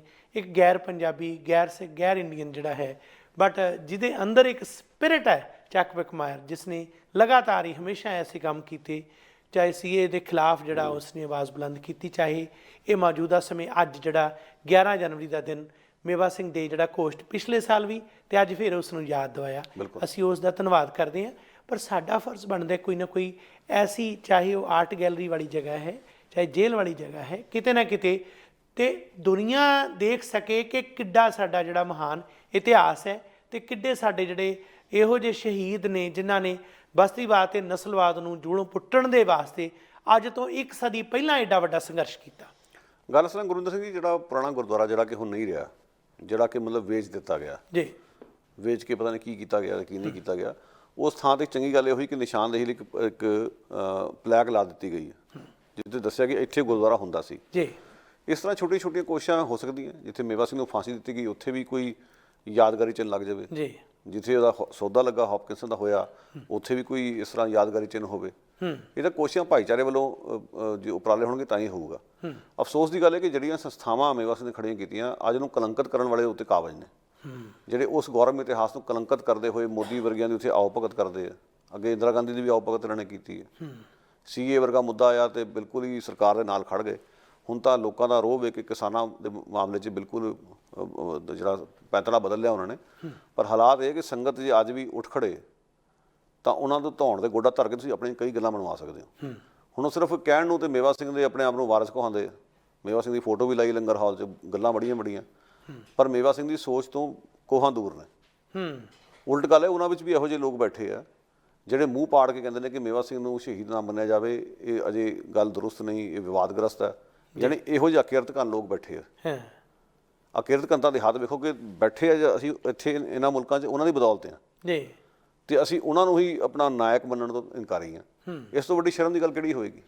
ਸਾਡੇ ਆਪਣੇ ਭਾਈਚਾਰੇ ਦੇ ਕਈ MLA MP ਨੇ ਜਿਹੜੇ ਬੈਠੇ ਨੇ ਵਿਧਾਨ ਸਭਾ ਦੇ ਵਿੱਚ, ਕੋਈ ਪਾਰਲੀਮੈਂਟ 'ਚ ਬੈਠਾ, ਉਹਨਾਂ ਨੂੰ ਇਹ ਅੱਜ ਦੇ ਦਿਨ ਸਗੋਂ ਇਹ ਗੱਲ ਅੱਡੀਆਂ ਚੱਕ ਕੇ ਕਹਿਣੀ ਚਾਹੀਦੀ ਸੀ ਕਿ ਅੱਜ ਮੈਂ ਜੋ ਵੀ ਹਾਂ ਮੇਵਾ ਸਿੰਘ ਦੀ ਬਦੌਲਤ ਆ। ਪਰ ਮੈਂ ਇਮਾਨਦਾਰੀ ਨਾਲ ਸਵੇਰ ਦਾ ਸ਼ਾਮ ਤੱਕ ਮੈਂ ਅੱਜ ਤੱਕ ਤਾਂ ਕੁਝ ਵੇਖਿਆ ਨਹੀਂਗਾ। ਸ਼ਾਇਦ ਆਥਣ ਨੂੰ ਕੋਈ ਟਵਿੱਟਰ 'ਤੇ ਜਾਂ ਫੇਸਬੁੱਕ 'ਤੇ ਇਹੋ ਜਿਹੀ ਗੱਲ ਕਿਤੇ ਪੜ੍ਹਨ ਨੂੰ ਮਿਲ ਜਾਵੇ, ਜੀ, ਪਰ ਅਜੇ ਤੱਕ ਮੈਂ ਨਹੀਂ ਵੇਖੀ। ਗੁਰਪ੍ਰੀਤ ਸਿੰਘ ਜੀ, ਬੜੇ ਵਿਸਥਾਰ ਨਾਲ ਘਟਨਾਵਾਂ ਤੇ ਮੌਜੂਦਾ ਹਾਲਾਤ ਬਾਰੇ ਤੁਸੀਂ ਗੱਲ ਕੀਤੀ। ਸ਼ਹੀਦ ਮੇਵਾ ਸਿੰਘ ਜੀ ਬਾਰੇ ਬਹੁਤ ਸ਼ੁਕਰੀਆ, ਧੰਨਵਾਦ ਜੀ। ਮਿਹਰਬਾਨੀ ਜੀ, ਬਹੁਤ ਸ਼ੁਕਰੀਆ। ਅਖੀਰ ਦੇ ਵਿੱਚ ਸ਼ਹੀਦ ਭਾਈ ਮੇਵਾ ਸਿੰਘ ਲੋਪੋਕੇ, ਜਿਨ੍ਹਾਂ ਦੇ ਜੀਵਨ 11 ਜਨਵਰੀ ਨੂੰ ਜਿਨ੍ਹਾਂ ਦੀ ਸ਼ਹਾਦਤ ਹੋਈ 1915 ਨੂੰ, ਤੇ ਉਹਨਾਂ ਦੀ ਸ਼ਹਾਦਤ ਤੇ ਮੌਜੂਦਾ ਸਮਾਂ ਨਸਲਵਾਦ ਦਾ, ਬਸਤੀਵਾਦ ਦਾ, ਫਾਸ਼ੀਵਾਦ ਦਾ, ਉਸ ਦੇ ਖਿਲਾਫ ਸਾਨੂੰ ਸੇਧ ਮਿਲਦੀ ਹੈ। ਤੇ ਇਹ ਵੀ ਗੱਲ ਹੈ ਕਿ ਉਹਨਾਂ ਦਾ ਇਤਿਹਾਸ ਜਿਹੜਾ ਹੈ ਉਸ ਨੂੰ ਸਹੀ ਰੂਪ ਦੇ ਵਿੱਚ ਪੇਸ਼ ਕਰਨ ਦੀ ਲੋੜ ਹੈ। ਉਹ ਨਸਲਵਾਦ ਦੇ ਖਿਲਾਫ ਲੜੇ। ਸਾਨੂੰ ਆਪਣਿਆਂ ਨੂੰ, ਸਾਰਿਆਂ ਨੂੰ ਫਰਜ਼ ਬਣਦਾ ਹੈ ਕਿ ਅਸੀਂ ਉਸ 'ਤੇ ਪਹਿਰਾ ਦੇਈਏ। ਚੱਕ ਪਿਕ ਮਾਇਰ ਜਿਹੜੇ ਕਿ ਕਾਉਂਸਲਰ ਨੇ ਨਿਊ ਵੈਸਟਮਿਨਿਸਟਰ ਸਿਟੀ ਦੇ, ਜਿਨ੍ਹਾਂ ਨੇ ਇਹ ਸ਼ਾਬਾਸ਼ੇ ਵਾਲਾ ਕੰਮ ਕੀਤਾ ਕਿ ਮੇਵਾ ਸਿੰਘ ਦਿਹਾੜਾ 11 ਜਨਵਰੀ ਨੂੰ ਘੋਸ਼ਿਤ ਕਰਾਇਆ। ਸਾਡੇ ਲੋਕਾਂ ਦਾ ਵੀ ਫਰਜ਼ ਬਣਦਾ ਹੈ। ਸ਼ੇਰਾਂ ਦੀਆਂ ਮਾਰਾਂ ਤੇ ਗਿੱਦੜਾਂ ਦੀਆਂ ਕਲੋਲਾਂ ਅੱਜ ਜਿਹੜੇ ਉਹਨਾਂ ਥਾਵਾਂ 'ਤੇ ਕਾਬਜ਼ ਨੇ, ਜਿਹੜੀਆਂ ਜਥੇਬੰਦੀਆਂ ਜਿਹੜੀਆਂ ਸਥਾਪਿਤ ਮੇਵਾ ਸਿੰਘ ਵਰਗੇ ਯੋਧਿਆਂ ਦੀ ਬਦੌਲਤ ਹੋਈਆਂ, ਉਹਨਾਂ ਦਾ ਫਰਜ਼ ਬਣਦਾ ਕਿ ਉਹ ਸਮਝਣ। ਤੇ ਸਾਡੇ ਚੁਣੇ ਨੁਮਾਇੰਦੇ ਵੀ ਇਸ ਗੱਲ ਤੋਂ ਜੇ ਪਿੱਛੇ ਨੇ ਤਾਂ ਉਹ ਕਲੰਕ ਖੱਟ ਰਹੇ ਨੇ। ਮੇਵਾ ਸਿੰਘ ਦਾ ਨਾਮ ਫਖਰ ਨਾਲ ਲਓ। ਤੇ ਜਿਸ ਭਾਰਤ ਦੇ ਵਿੱਚ ਜਿੱਥੇ ਅੱਜ ਕਿਸਾਨੀ ਅੰਦੋਲਨ ਦੇ ਨਾਲ ਬਾਕੀ ਨਸਲਵਾਦੀ ਮਾਹੌਲ ਤੇ ਇਸ ਵੇਲੇ ਫਾਸ਼ੀਵਾਦੀ ਇੰਡੀਅਨ ਸਟੇਟ ਦਾ ਇਸ ਵੇਲੇ ਜ਼ੁਲਮ ਚੱਲ ਰਿਹਾ ਹੈ, ਸਾਰਿਆਂ ਨੂੰ ਮਿਲ ਕੇ ਉਸ ਦੇ ਖਿਲਾਫ ਮੇਵਾ ਸਿੰਘ ਤੋਂ ਸੇਧ ਲੈ ਕੇ ਲੜਨਾ ਚਾਹੀਦਾ ਹੈ। ਕਿਉਂਕਿ ਇਹੋ ਜਿਹੇ ਆਜ਼ਾਦੀ ਦੇ ਸੰਘਰਸ਼ ਦੇ ਵਿੱਚ ਬਸਤੀਵਾਦ ਦੇ ਖਿਲਾਫ ਵੀ ਮੇਵਾ ਸਿੰਘ ਜੀ ਦੀ ਕੁਰਬਾਨੀ ਸੀ, ਪਰ ਉਹਨਾਂ ਦਾ ਨਾਂ ਤੱਕ ਨਹੀਂ ਲਿਆ ਜਾਂਦਾ। ਇਦੋਂ ਵੱਡੀ ਅਕਿਰਤ ਘਣਤਾ ਕੀ ਹੋ ਸਕਦੀ ਹੈ, ਉੱਥੇ ਬਹੁਤਿਆਂ ਨੂੰ ਪਤਾ ਤੱਕ ਨਹੀਂ। ਅੱਜ ਜਦੋਂ ਅਸੀਂ ਇਹ ਗੱਲ ਕਰਦੇ ਹਾਂ, ਪਿਛਲੇ ਵਰੇ ਇਸੇ ਹੀ ਦਿਨ ਸਿੱਖ ਅਜਾਇਬ ਘਰ, ਕੇਂਦਰੀ ਅਜਾਇਬ ਘਰ ਦੇ ਵਿੱਚ ਮੇਵਾ ਸਿੰਘ ਜੀ ਤੇ ਬਾਕੀ ਗਦਰੀਆਂ ਦੀਆਂ ਤਸਵੀਰਾਂ 105-6 ਸਾਲ ਬਾਅਦ ਲੱਗੀਆਂ। ਅੱਜ ਸਾਨੂੰ ਫਰਜ਼ ਬਣਦਾ ਹੈ ਕਿ ਅਸੀਂ ਸਾਰੇ ਯੋਧਿਆਂ ਦੇ ਉਹ ਇਤਿਹਾਸ ਨੂੰ ਸੰਭਾਲੀਏ, ਕਿਉਂਕਿ ਮੇਵਾ ਸਿੰਘ ਕੋਈ ਕ੍ਰਿਮੀਨਲ ਨਹੀਂ ਸੀ, ਕਾਤਲ ਨਹੀਂ ਸੀ, ਸ਼ਹੀਦ ਸੀ। ਅਤੇ ਮੇਵਾ ਸਿੰਘ ਦੀ ਸ਼ਹਾਦਤ ਤੇ ਮਾਣ ਮਹਿਸੂਸ ਹੁੰਦਾ ਹੈ, क्योंकि शहीद की जो मौत है वो कौम की हयात है, हयात तो हयात है, वो मौत भी हयात है। बहुत शुक्रिया। साडा हर एक प्रोग्राम देखण ते साडे नाल जुड़न लई सबसक्राइब करो चैनल पंजाबी ते नोटिफिकेशन लई बेल आइकन वाले बटन ते क्लिक करो।